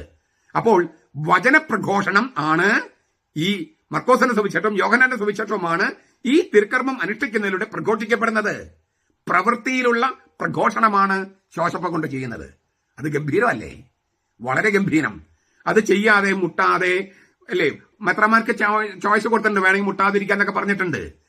ഈ മെത്രാമാര് അനുവാദം കൊടുക്കുമ്പോൾ, ഡിസ്പെൻസേഷൻ കൊടുക്കുമ്പോൾ, ഏത് ഡിസ്പെൻസേഷൻ കൊടുക്കുമ്പോഴാണെങ്കിലും സഭയുടെ ഐക്യത ഊട്ടിയുറപ്പിക്കാനുള്ളതാണ് കൊടുക്കേണ്ടത്, അല്ലാതെ വിഭജനം ഉണ്ടാക്കാനുള്ളതല്ല. മെത്രാമാർക്ക് ചില ആനുകൂല്യങ്ങളും അവസരങ്ങളും കൊടുത്തിട്ടുണ്ട്, നല്ലത് തന്നെ. പക്ഷെ ഏത് ആനുകൂല്യമോ ഡിസ്പെൻസേഷനോ കൊടുക്കുമ്പോഴും ഓർക്കേണ്ടത് വിഭാഗീയത ഉണ്ടാക്കാനോ വിഭജനം ഉണ്ടാക്കാനോ അല്ല, പരമാവധി ഐക്യരൂപം ഉണ്ടാക്കാനുള്ളതാണ് വേണ്ടത്. അതിനുള്ള വിവേചന ശക്തി അല്ലെങ്കിൽ വകതിരിവ് മെത്രാമാർക്കും ഉണ്ടാകണം. ചുരുക്കത്തില് ഈ ശോശപ്പ എന്ന് പറയുന്ന ആ തുണിക്കഷ്ണം അത് പ്രവൃത്തിയിലുള്ള ഒരു പ്രഘോഷണമാണ്, വചനപ്രഘോഷണമാണ്. അതുപയോഗിച്ച് അച്ഛൻ തിരുക്കർമ്മങ്ങൾ അനുഷ്ഠിക്കുമ്പോൾ പ്രവൃത്തി കൊണ്ട് വചനം പ്രഘോഷിക്കുകയാണ്. അത് ഗംഭീരമാണ്. അതെല്ലാം ഓർത്തും കണ്ടും കേട്ടും അതിൽ ഇതെന്തുകൊണ്ട് അച്ഛൻ ഇങ്ങനെ ചെയ്യണേ? അപ്പൊ ഈ തിരുവചനങ്ങളൊക്കെ ഓർക്കണം. അച്ഛന്മാർ ഇത് പല പ്രാവശ്യം പറയണം. പൊതുവായിട്ട് വരുന്ന ഓരോ പള്ളികളിൽ നിന്ന് പറയണം. ഞാനിത് 5 പള്ളികളിലും, നിങ്ങൾക്ക് ആർക്ക് വേണേൽ പോയി അന്വേഷിച്ച് നോക്കാം. ഞാനിത് 5 പള്ളികളിലും ആദ്യത്തെ ഞായറാഴ്ച, അതായത് ഒരു 1.5 കൊല്ലത്തോളം ഞാൻ ലിറ്റർജിയാണ് പഠിപ്പിച്ചുകൊണ്ടിരുന്നത്. ഈ പറഞ്ഞ കാര്യങ്ങളൊക്കെ അതിൽ എല്ലാവരും ഞാൻ ഏതൊക്കെ വചനം പറഞ്ഞെന്ന് എനിക്ക് ഓർമ്മയില്ല. പലരും ആദ്യത്തെ എന്റെ പട്ടം കെട്ടിയ കൊല്ലം തൊട്ടുള്ള ആളുകൾ പള്ളി വരുമ്പോൾ കുറെ പേര് നോട്ട് പുസ്തകവും പേനയുമായിട്ട് വന്നിരുന്നേ. എന്റെ ഇടവക്കാര് അവരിതെല്ലാം എഴുതി വെച്ചിട്ടുണ്ട്. അന്ന് ഞാൻ ഭയങ്കര സ്പീഡിലാണ് പറഞ്ഞു പോകുന്നേ. അപ്പൊ ചിലർ 2 കുർബാനയ്ക്ക് വരും, രാവിലത്തെ കുർബാനയ്ക്കും വൈകിട്ടുള്ള കുർബാനയ്ക്കും വരും. എന്തിനെന്നറിയോ? ആ പ്രസംഗത്തിൽ വിട്ടുപോയ കാര്യങ്ങളൊക്കെ പൂരിപ്പിക്കാൻ. എന്റെ അനുഭവം 5 ഇടവകളിൽ ഞാൻ എടുത്തിട്ടുണ്ട്. 5 ഇടയത്തുള്ള ഇടവകളിൽ ഇത് തന്നെയാണ് അവസ്ഥ. ഒരു സ്ഥലത്ത് ഒരു കഥ കൂടി പറഞ്ഞ് ഞാൻ നിർത്താം.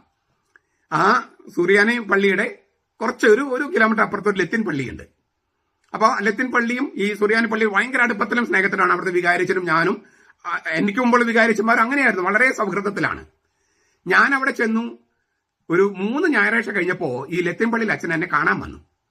എന്നിട്ട് അദ്ദേഹം പറഞ്ഞു, അച്ഛൻ ഞാൻ പള്ളി പൂട്ടി താക്കോലുമായിട്ട് പോവുകയാണ്, അച്ഛൻ ഇവിടുന്ന് ട്രാൻസ്ഫറായി പോയി കഴിഞ്ഞിട്ട് എന്നെ ഒന്ന് അറിയിച്ചാൽ മതി, അപ്പൊ ഞാൻ വന്ന് പള്ളി തുറക്കാം.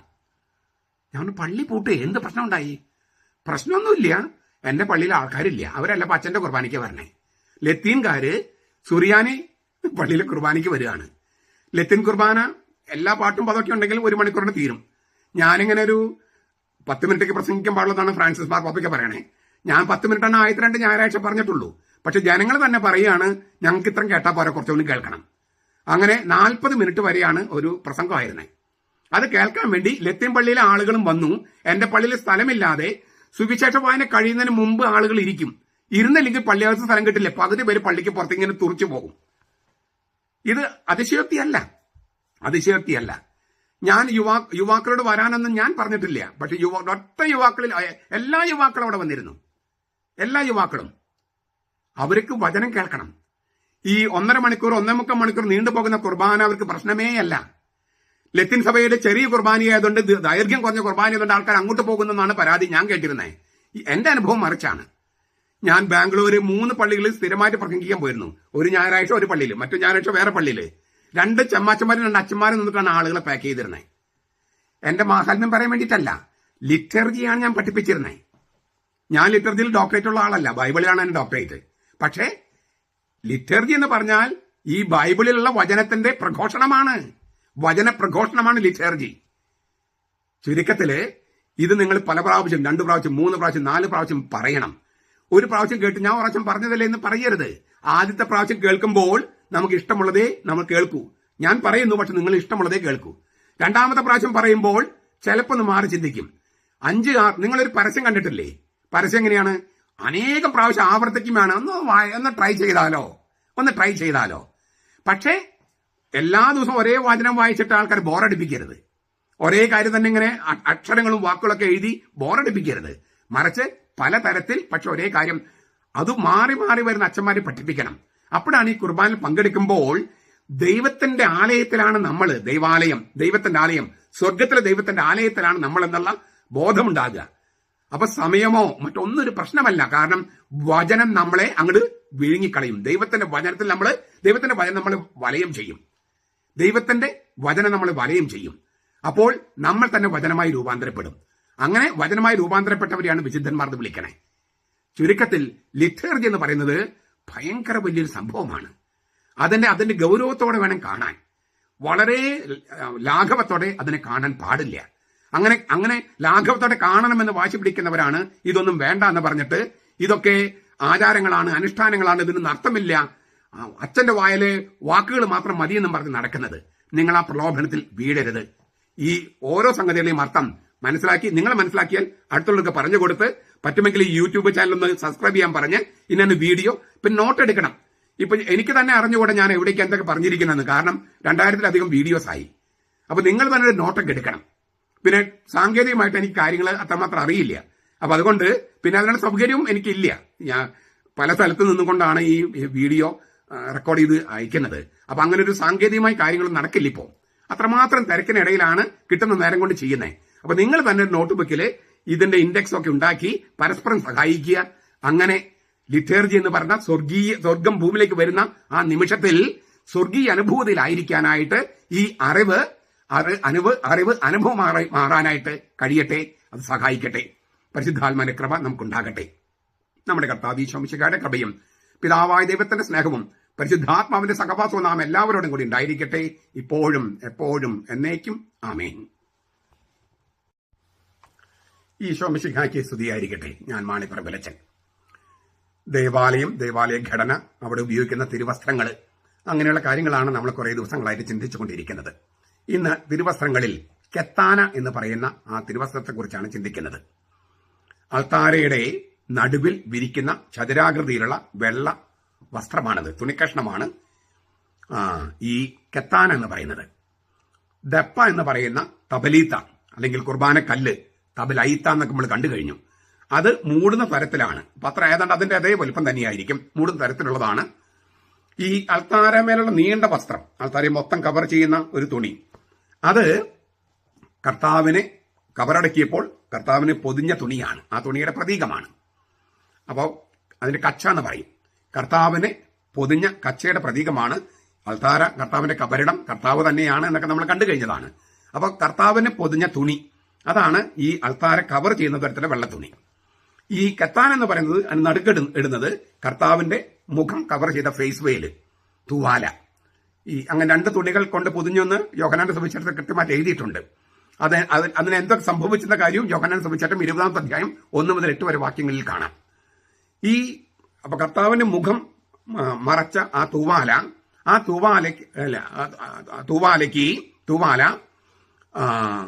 നമ്മൾ കണ്ടതാണ് ഇന്നലെ. ശോശപ്പയ്ക്കും അതേ അർത്ഥമുണ്ടെന്ന്. അത് അപ്പൊ അടിയിലിടുന്നത് കെത്താന, മുകളിൽ ശോശപ്പ, അങ്ങനെ ഒരു സങ്കല്പമാണ്. 7 സ്ലീവകളാണ് ഈ കെത്താനയിൽ തുന്നിപ്പിടിപ്പിക്കുന്നത്. ലത്തീനിൽ പറയുന്നത് കോർപ്പറൽ എന്നാണ്. കോർപ്പറൽ, ശരീരം, ദേഹം എന്നെല്ലാം അർത്ഥം. ഞാൻ പറഞ്ഞല്ലോ, ഇതേക്കുറിച്ച് തിരുവചനങ്ങൾ പറയുന്നുണ്ട്. യോഹന്നാന്റെ സുവിശേഷം 20-ാം അധ്യായം 1 മുതൽ 8 വരെ വാക്യങ്ങൾ. ആഴ്ചവട്ടത്തിന്റെ 1-ാം ദിവസം അതിരാവിലെ ഇരുട്ടുള്ളപ്പോൾ തന്നെ മഗ്ദലേന മറിയം കല്ലറയുടെ അടുക്കൽ ചെന്നു. കല്ലറയുടെ വാതിൽക്കൽ നിന്ന് കല്ല് ഉരുട്ടി മാറ്റപ്പെട്ടിരിക്കുന്നത് അവൾ കണ്ടു. നമ്മളിത് കണ്ടതാണ്. ശോശപ്പം മാറ്റുമ്പോൾ ഈ കല്ല് എടുത്തു മാറ്റുന്നതിന്റെ അർത്ഥം കൂടി അതിനകത്തുണ്ട്. ഒരു പ്രതീകത്തിൽ അനേകം അർത്ഥങ്ങൾ ഉൾക്കൊള്ളിച്ചിട്ടാണ് ചെയ്യണമെന്നർത്ഥം. അതുകൊണ്ട് അവൾ ഓടി ശിമോൻ പത്രോസിന്റെയും യേശുവിന്റെ പ്രിയനായ മറ്റേ ശിഷ്യന്റെയും അടുക്കൽ ചെന്ന് അവരോട് പറഞ്ഞു, കർത്താവിനെ അവർ കല്ലറയിൽ നിന്ന് എടുത്തുകൊണ്ടുപോയി. എന്നാൽ അവർ എവിടെ വെച്ചുവെന്ന് ഞങ്ങൾക്ക് അറിഞ്ഞുകൂടാ. അതിനാൽ പത്രോസ് മറ്റേ ശിഷ്യനോടുകൂടെ പുറപ്പെട്ട് കല്ലറയുടെ അടുക്കൽ ചെന്നു. ഇരുവരും ഒന്നിച്ച് ഓടി. എന്നാൽ മറ്റേ ശിഷ്യൻ പത്രോസിനേക്കാൾ വേഗത്തിൽ ഓടി ആദ്യം കല്ലറയുടെ അടുക്കലെത്തി. കുനിഞ്ഞു നോക്കിയപ്പോൾ തുണികൾ കിടക്കുന്നത് അവൻ കണ്ടു. എങ്കിലും അകത്ത് കടന്നില്ല. അവന്റെ പിന്നാലെ ശിമയോൻ പത്രോസും വന്ന് കല്ലറയിൽ കടന്നു. കച്ചകൾ കിടക്കുന്നതും അവന്റെ തലയിൽ ചുറ്റിയിരുന്ന തൂവാല കച്ചകളോട് കൂടെ അല്ലാതെ വേറിട്ട് ഒരിടത്ത് ചുരുട്ടി വെച്ചിരിക്കുന്നതും സൂക്ഷിച്ച് നിരീക്ഷിച്ചു. അപ്പോൾ കല്ലറയുടെ അടുക്കൽ ആദ്യമെത്തിയ മറ്റേ ചേട്ടനും അകത്ത് ചെന്ന് ഉൾക്കാഴ്ചയോടെ കണ്ട് വിചതിച്ചു. അപ്പൊ ഇങ്ങനെ കർത്താവിന് പൊതിഞ്ഞ കച്ചകള്, പിന്നെ കർത്താവിന്റെ മുഖം മൂടിയ ആ തൂവാല. അപ്പൊ ആ തൂവാലയ്ക്കാണ് ശോശപ്പയ്ക്കും അതേ അർത്ഥമുണ്ട്, കെത്താനയ്ക്കും അതേ അർത്ഥമുണ്ട്. ഈ വിശുദ്ധ കുർബാന അത് ഇങ്ങനെ ചുരുട്ടി വെച്ചിരിക്കുന്നു. അതുകൊണ്ടാണ് കുർബാനയ്ക്കിടയിൽ അത് ചുരുട്ടി വെക്കുന്നത്. കർത്താവിനെ കബറടക്കുമ്പോൾ അല്ലെ, കർത്താവിന്റെ ശരീരം രക്തവും മൂടുന്നു. പിന്നെ ഉത്ഥാനം ചെയ്ത് ആ സംഭവം ഓർക്കുമ്പോൾ അത് ചുരുട്ടി വെച്ചിരിക്കുന്നു. ഞാൻ മുമ്പൊരിക്കൽ പറഞ്ഞിട്ടുണ്ട്, സീറോ മലങ്കര കുർബാനയില്, അതുപോലെ ഈ പൗരസ്ത്യ സഭകൾ പാരമ്പര്യമുള്ള സഭകളില് അതിങ്ങനെ വിറപ്പിച്ചുകൊണ്ടാണ് എടുക്കുക ഈ ശോശപ്പ. അത് പരിശുദ്ധാത്മാവ് വരുന്നതിന്റെ ഒരു പ്രതീകമായിട്ടാണ്. പ്രാവ് ഇറങ്ങി വരുന്നത് പോലെയുള്ള അത് ഒന്ന് പ്രതീകത്തിൽ അവതരിപ്പിക്കുകയാണ്. അപ്പൊ മുകളിലെ ശോശപ്പ, അടില് കെത്താനയ്ക്കും കർത്താവിന്റെ മുഖം കവർ ചെയ്ത ആ തൂവാലയുടെ അർത്ഥമാണുള്ളത്. അതിൽ 7 സ്ലീവകള്. കുർബാന അർപ്പിക്കുമ്പോൾ കാസ, പീലാസ, ക്രിസ്തോതി എല്ലാം വെക്കുന്നത് ഈ കെത്താനയിലാണ്. അതായത് യേശുക്രിസ്തുവുമായിട്ട് ബന്ധപ്പെട്ട രഹസ്യങ്ങളൊക്കെ വെക്കുന്നത്, അവന്റെ ശരീരവും രക്തവും അവനെ തന്നെ വെക്കുന്നത് ഈ കെത്താന എന്ന് പറയുന്ന തുണിയിലാണ്. ഒന്നുകൂടി ഞാൻ ആവർത്തിക്കുകയാണ്. അൾത്താരം മൊത്തം കവർ ചെയ്യുന്നത് കർത്താവിനെ പൊതിഞ്ഞ കച്ച. അതിപ്പോ നമ്മൾ കബറിടത്തെ മൊത്തം, ഈ അൾത്താരെ മൊത്തം കവർ ചെയ്യുന്നു. കർത്താവിന്റെ തിരുമുഖം കവർ ചെയ്ത ആ തൂവാലയെ ഈ കെത്താന പ്രതിനിധാനം ചെയ്യുന്നു. അങ്ങനെ കാസിം പീലാസൊക്കെ അതിൽ വെക്കുന്നു. ഇന്നലെയൊക്കെ ഞാൻ പറഞ്ഞ കാര്യം വീണ്ടും ആവർത്തിക്കുകയാണ്. ഇതൊക്കെ എന്തിനാണ് ചെയ്യുന്നത്? ഈ പ്രതീകങ്ങളിലൂടെ, പ്രവൃത്തിയിലൂടെ സുവിശേഷം പ്രഘോഷിക്കുകയാണ്. ഈ യോഹന്നാന്റെ സുവിശേഷം 20-ാം അധ്യായം 1 മുതൽ 8 വരെ വാക്യങ്ങള് വളരെ ശക്തമായ ഭാഷയിൽ പ്രഘോഷിക്കുകയാണ്. ഇങ്ങനെയുള്ള കാര്യങ്ങൾ ചെയ്യുമ്പോൾ അവിടെ ബൈബിളിലുള്ള സംഗതികൾ തന്നെ നമ്മൾ അനുഷ്ഠിക്കുന്നത്. ഞാൻ പലപ്പോഴും പറയുന്ന കൂതാശകൾക്ക് ഞാൻ കൊടുക്കുന്ന നിർവചനം എന്താണ്? വചനത്തിന് ജീവൻ വെക്കുന്ന നിമിഷം. വചനത്തിന് ജീവൻ വെക്കുന്ന നിമിഷം. ഈ വചനത്തിന് ജീവൻ വെക്കുന്ന നിമിഷമാണ് ഈ യോഹന്നാന്റെ സുവിശേഷം അവതരിപ്പിച്ചിരിക്കുന്ന ആ വചനങ്ങൾക്ക് ജീവൻ വെക്കുന്ന നിമിഷമാണ് വാസ്തവത്തിൽ കുർബാനയിൽ നടക്കുന്നത്. അപ്പോൾ ഈ തുണികൾക്കെല്ലാം അന്ന് കർത്താവ് ധരിച്ച, കർത്താവിന്റെ മുഖത്തിട്ട ആ തുണികളെ അതേ അർത്ഥം കൈവരികയാണ്. കർത്താവ് ഇന്നും ജീവിക്കുന്നു. അവൻ മരിച്ച് മണ്ണടിഞ്ഞു പോയിട്ടില്ല. അവൻ ഭൂതകാലത്തെ ഒരാളല്ല. ഇന്ന് വർത്തമാനത്തിൽ സന്നിഹിതനാണ്, വചനത്തിൽ സന്നിഹിതനാണ്. വചനത്തിന് ജീവൻ വെക്കുന്ന നിമിഷമായ ആ കൂദാശയിൽ സന്നിഹിതനാണ്. അങ്ങനെ സന്നിഹിതനാകുന്നവൻ നമ്മിലേക്ക് വരുന്നു. അതുകൊണ്ടാണ് നമ്മളുമായിട്ട് ഒന്നാകുന്നു. അതുകൊണ്ടാണ് ക്രിസ്തുവിന് മുമ്പും പിമ്പും ഒരുപോലെയല്ല ലോകമെന്ന് നമ്മൾ പറയുന്നത്. ക്രിസ്തുവിന് മുമ്പ് ഇതുപോലെ സാധ്യത ഉണ്ടായിരുന്നില്ല. ക്രിസ്തുവിന് ശേഷം ക്രിസ്തു ദൈവമായവൻ, പൂർണ്ണമായിട്ട് മനുഷ്യനായവൻ, അവൻ നമ്മിലേക്ക് വരുന്നു അപ്പത്തിന്റെയും വീഞ്ഞിന്റെയും രൂപത്തില്. അങ്ങനെ ക്രിസ്ത്യാനികൾ എല്ലാവരും അത് സ്വീകരിക്കണമെന്നാണ്. കുറച്ചുപേർ തെറ്റിപ്പിരിഞ്ഞു പോയിട്ടുണ്ടെങ്കിലും അപ്പോൾ ക്രിസ്തുവിന്റെ മനുഷ്യാവതാരം ഇപ്പോഴും തുടരുന്നു, കൗതാശികമായ രീതിയിൽ തുടരുന്നു. അതൊരു ഭയങ്കര മാറ്റമല്ലേ? അപ്പോ ഈ മറ്റുള്ളവരിൽ, കത്തോലിക്കരല്ലാത്തവരിൽ ക്രിസ്തു സന്നിഹിതമായ, ദൈവം സന്നിഹിതനായിരിക്കുന്നത് പോലെ അല്ല ക്രിസ്ത്യാനികളിൽ ദൈവം സന്നിഹിതമായിരിക്കുന്നത്. മറ്റുള്ളവരിൽ ആത്മീയമായിട്ടുണ്ട്, പക്ഷെ കൗതാശികമായിട്ടുള്ളത് കത്തോലിക്കരിലാണ്. ഭയങ്കര വ്യത്യാസമാണത്. എല്ലാ സ്ഥലത്തും കർത്താവ് ഇരിക്കുന്നത് പോലെയല്ല പള്ളിയിലുള്ളത്. അവിടെ വിശുദ്ധ കുർബാനയിലുണ്ട്, വിശുദ്ധ കുർബാനയില്, സക്രാരിയില്. അപ്പൊ ഒരു കൗതാശിക സാന്നിധ്യമുണ്ട്. വെറും ആത്മീയ സാന്നിധ്യമല്ല, കൗതാശിക സാന്നിധ്യം. അതിനാൽ കർത്താവ് ഇന്നും ജീവിച്ചുകൊണ്ട്, ഇന്നും മനുഷ്യാവതാരം നൈരന്തര്യമാക്കിക്കൊണ്ട് നമ്മുടെ ഇടയിലായിരിക്കുന്നു. അതെല്ലാം പ്രതീകങ്ങളിലൂടെ പ്രഖ്യാപിക്കുകയാണ്. വചനപ്രഘോഷണമാണല്ലോ ലിറ്റർജി. നമ്മുടെ കർത്താവ് ഈശോ മിശിഹായുടെ കൃപയും പിതാവായ ദൈവത്തിന്റെ സ്നേഹവും പരിശുദ്ധാത്മാവിന്റെ സഹവാസവും നാം എല്ലാവരോടും കൂടി ഉണ്ടായിരിക്കട്ടെ, ഇപ്പോഴും എപ്പോഴും എന്നേക്കും. ആമേൻ. ഈശോ മിശിഹായ്ക്ക് സ്തുതിയായിരിക്കട്ടെ. ഞാൻ മാണിപ്പറമ്പിലച്ചൻ. ദേവാലയവുമായിട്ട് ബന്ധപ്പെട്ട മറ്റൊരു വാക്ക് നമ്മൾ പരിചയപ്പെടുകയാണ്. കബലാന. ഖബലാന എന്നും പറയും. കുർബാനയുടെ സമയത്ത് കാസ മൂടുന്നതിന് ഉപയോഗിക്കുന്ന കട്ടിയുള്ള ചെറിയ തുണിക്കഷ്ണം, അതാണ് കബലാന. സുറിയാനില് ഖബലാന. ലത്തീനിൽ പറയുന്നത് പല്ല എന്നാണ്. പല്ല. ഇംഗ്ലീഷിൽ പാൽ എന്ന് പറയും. പാൽ, PALL, പാൽ. ഈ ശരീര സംബന്ധമായ വെള്ളത്തുണി അല്ലെങ്കിൽ ശരീരത്തിന്റെ മേലങ്കി, ശരീരത്തിന്റെ മേൽവസ്ത്രം, ശരീരത്തിന്റെ ആവരണം എന്നൊക്കെ അർത്ഥമുള്ള പല്ല കോർപ്പറാലിസ് എന്ന വാക്കിൽ നിന്നാണ് പ്രയോഗത്തിൽ നിന്നാണ് അത് ചുരുങ്ങി പല്ല എന്നും പോൾ എന്നൊക്കെ വിളിക്കാൻ തുടങ്ങിയത്. പല്ല കോർപ്പറാലിസ് എന്നാണ് അതിന്റെ മുഴുവൻ പേര്.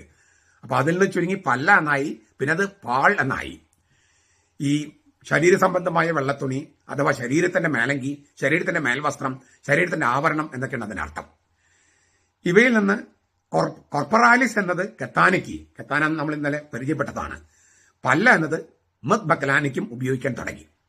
ഈ പല്ല കോർപ്പറാലിസ് എന്നുള്ള വാക്ക് അതിൽ കോർപ്പറാലിസ് എന്നുള്ളത് അല്ലേ കെത്താനയ്ക്ക് ഉപയോഗിക്കാൻ തുടങ്ങി. കെത്താൻ എന്ന് പറഞ്ഞാൽ അടിയിലിടുന്ന തുണി. ഈ ദപ്പ എന്ന് പറയുന്ന കുർബാനക്കല്ലിന് മൂടാവുന്ന തരത്തിലുള്ള തുണി നമ്മളതെല്ലാം പരിചയപ്പെട്ടതാണ്.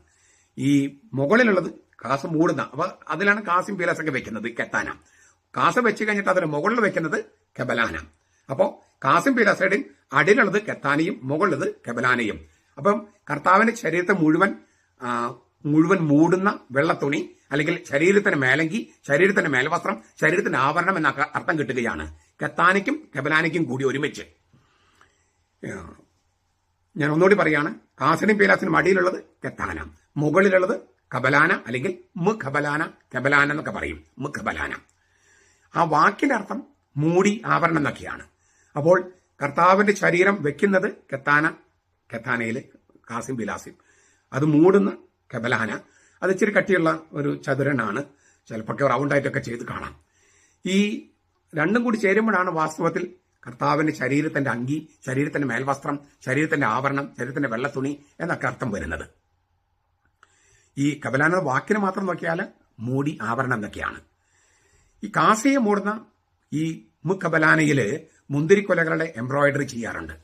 അതുപോലെ പീലാസയെ മൂടുന്ന ഈ മുഖബലാനയില് ഗോതമ്പിന്റെ കതിര് ഇങ്ങനെ എംബ്രോയിഡറി ചെയ്യും. അപ്പൊ ഏതാണ് ഓസ്തി മൂടാനുള്ളത്, ഏതാണ് വീഞ്ഞ് മൂടാനുള്ളത്, അത് തിരിച്ചറിയുകയും അതിലൂടെ ഒരു പ്രഖ്യാപനമുണ്ട്. ഈ കർത്താവിനെ കാണാൻ ഗ്രീക്ക് സംസാരിക്കുന്ന യഹൂദന്മാർ വന്നു. അവർ ചെന്ന് നേരെ പീലിപ്പോസിനോട് പറഞ്ഞു, പീലിപ്പോസ് അന്ത്രയോസിനോട് പറഞ്ഞു, രണ്ടുപേരും ചെന്ന് കർത്താവിനോട് പറഞ്ഞു. കർത്താവ് ആ സമയത്ത് തന്റെ ഈ വലിയൊരു രഹസ്യം വെളിപ്പെടുത്തുകയാണ്. മനുഷ്യപുത്രം മഹത്വപ്പെടാൻ സമയമായിരിക്കുന്നു. ഗോതമ്പ് മണി നിലത്ത് വീണ് അടിയുന്നില്ലെങ്കിൽ അത് അതേപടി ഇരിക്കും, അടിയുന്നെങ്കിലോ അത് വളരെ ഫലം പുറപ്പെടുവിക്കും. ഈ ഗ്രീക്ക് സംസാരിക്കുന്നവർ എങ്ങനെയാണ് കർത്താവിനെ കാണുക എന്നുള്ള വെളിപാടായിരുന്നത്. എങ്ങനെയാണത്? ഗോതമ്പ് മണി നിലത്ത് വീണ് അഴിയണം. യോഹന്നാന്റെ സുവിശേഷം 12-ാമത്തെ അധ്യായത്തിലേക്ക് പറയുന്നത് 20 മുതലുള്ള വാക്യങ്ങൾ. ഗോതമ്പ് മണി നിലത്ത് വീണ് അഴിയണം. ഏതാണ് ഗോതമ്പ് മണി? കർത്താവ് ഈശോ മിശിഹാ. അവൻ നിലത്ത് വീണ് അഴിഞ്ഞ്, അതായത് മരിച്ച് ഉത്ഥാനം ചെയ്ത് അവൻ അപ്പമായിട്ട് മാറും. ഗോതമ്പ് മണി മരിച്ച്, അതായത് യേശു എന്ന ഗോതമ്പ് മണി നിലത്ത് വീണ് അഴിഞ്ഞ്, അതായത് കബറടക്കപ്പെട്ട് അവിടെ നിന്ന് അവൻ ഉത്ഥാനം ചെയ്ത് പുതിയ ജനസിലെ ജീവനിലേക്ക് പ്രവേശിക്കും. അങ്ങനെ അവൻ അപ്പമായിട്ട് വരും. അങ്ങനെയാണ് ഈ ഗ്രീക്ക് സംസാരിക്കുന്ന യഹൂദന്മാരും ഗ്രീക്കുകാരും എന്നുവെച്ചാൽ പുറജാതിക്കാര് കർത്താവിനെ കാണുക. അതായത് ക്രിസ്തുവിന്റെ മരണത്തിനും ഉത്ഥാനത്തിനും ശേഷം വിശുദ്ധ കുർബാനയിലൂടെയാണ് പുറജാതിക്കാര് ക്രിസ്തുവിനെ കാണുക. ഇതാണ് കർത്താവ് വെളിപ്പെടുത്തിയത്. ഇപ്പൊ നോക്കുക, അന്ന് കർത്താവിനെ കണ്ടതുപോലെ ഇന്ന് കർത്താവിനെ കാണാനുള്ള, ഫിസിക്കലായിട്ട് കാണാനുള്ള മാർഗം വിശുദ്ധ കുർബാനയാണ്. അതുകൊണ്ടാണ് ഞാൻ ആവർത്തിച്ച് പറയുന്നത്, വിശുദ്ധ കുർബാന മനുഷ്യാവതാരത്തിന്റെ നൈരന്തര്യമാക്കലാണ്. പെർപെച്വേഷൻ, പ്രൊലോങ്ങേഷൻ. കർത്താവിന്റെ മനുഷ്യാവതാരം ലോകാവസാനം വരെ പ്രൊലോങ് ചെയ്യാണ്, പെർപെച്വേറ്റ് ചെയ്യാണ്. അതാണ് നൈരന്തര്യമാക്കുകയാണ്. അതാണ് വിശുദ്ധ കുർബാന. അന്ന് കർത്താവിനെ കണ്ടപ്പോൾ മനുഷ്യനായിട്ടാണ് കണ്ടത്. ദൈവത്തെ കണ്ടില്ലല്ലോ. ദൈവത്തെ മറച്ചു വെക്കുകയായിരുന്നു. ഇന്നങ്ങനെ തന്നെ. ഇപ്പൊ അപ്പുറമാണ് കാണുന്നത്. പക്ഷെ ദൈവത്തെ മറിഞ്ഞിരിക്കുകയാണ്. അതുകൊണ്ടാണ് ഇതൊരു പ്രഖ്യാപനമാണെന്ന് പറയുന്നത്. എംബ്രോയിഡറി ചെയ്യുന്നത് പോലും അതൊരു പ്രഖ്യാപനമാണ്. ആ ചിത്രത്തിലൂടെ ഒരു പ്രഖ്യാപനമാണ്. ഞാൻ വാക്കിലൂടെ പ്രഖ്യാപിക്കുന്നു. പുസ്തകം എഴുതുമ്പോൾ രചനയിലൂടെ പ്രഖ്യാപിക്കുന്നു. എംബ്രോയിഡറി ചെയ്യുമ്പോൾ ചിത്രത്തിലൂടെ പ്രഖ്യാപിക്കുന്നു. എല്ലാ തരത്തിലും വചനം പ്രഖ്യാപിക്കുകയാണ്. വചന പ്രഘോഷണമാണ് ലിറ്റർജി. അത് ഈ പ്രതീകങ്ങളിലൂടെ അവതരിപ്പിക്കുന്നതാണ് നമ്മൾ ഇപ്പോൾ കണ്ടുകൊണ്ടിരിക്കുന്നത്. എത്രയോ ഗംഭീരമാണത്. അപ്പൊ നമ്മൾ ഇനി കുർബാന സംബന്ധിക്കുമ്പോൾ ഈ അച്ഛനെടുത്തിട്ട് ഈ കബലാനെടുത്ത് മൂടും, കാസം മൂടും, കബലാനെടുത്തിട്ട് പീലാസ് മൂടും. അപ്പൊ നമ്മൾ ഓർക്കണം, ഞാൻ ഈ പറഞ്ഞ കാര്യങ്ങളൊക്കെ ഓർക്കണം. അതിങ്ങനെ പല പ്രാവശ്യം കേട്ട് ഇപ്പൊ നമുക്ക് യൂട്യൂബിലേക്ക് നിങ്ങൾക്ക് എപ്പോ വേണമെങ്കിൽ കേൾക്കാലോ. നിങ്ങൾ നോട്ടൊക്കെ കുറിച്ച് വെക്കുക, ഇന്ന ദിവസത്തെ വീഡിയോ ഇന്ന തമ്പനയിലൊക്കെ കരുതി വെച്ചാൽ നമുക്ക് കണ്ടെത്താൻ പ്രയാസം ഉണ്ടാകില്ല. അങ്ങനെ പല പ്രാവശ്യം കേട്ട് നിങ്ങളുടെ മക്കളെ പഠിപ്പിച്ച് നിങ്ങളുടെ കമ്മ്യൂണിറ്റി, കരിസ്മാറ്റിക് കമ്മ്യൂണിറ്റിയിലോ അല്ലാത്ത കമ്മ്യൂണിറ്റിയിലൊക്കെ ഉള്ളവരെ പഠിപ്പിച്ച് അങ്ങനെ നമുക്കൊരു ലിറ്റർജിക്കലായിട്ട് ഉണർന്ന ഒരു സമുദായമായിട്ട് മാറാൻ സാധിക്കട്ടെ. നമ്മുടെ കർത്താവ് ഈശോ മിശിഹായുടെ കൃപയും പിതാവായ ദൈവത്തിന്റെ സ്നേഹവും പരിശുദ്ധാത്മാവിന്റെ സഹവാസവും നാം എല്ലാവരോടും കൂടി ഉണ്ടായിരിക്കട്ടെ, ഇപ്പോഴും എപ്പോഴും എന്നേക്കും. ആമേൻ.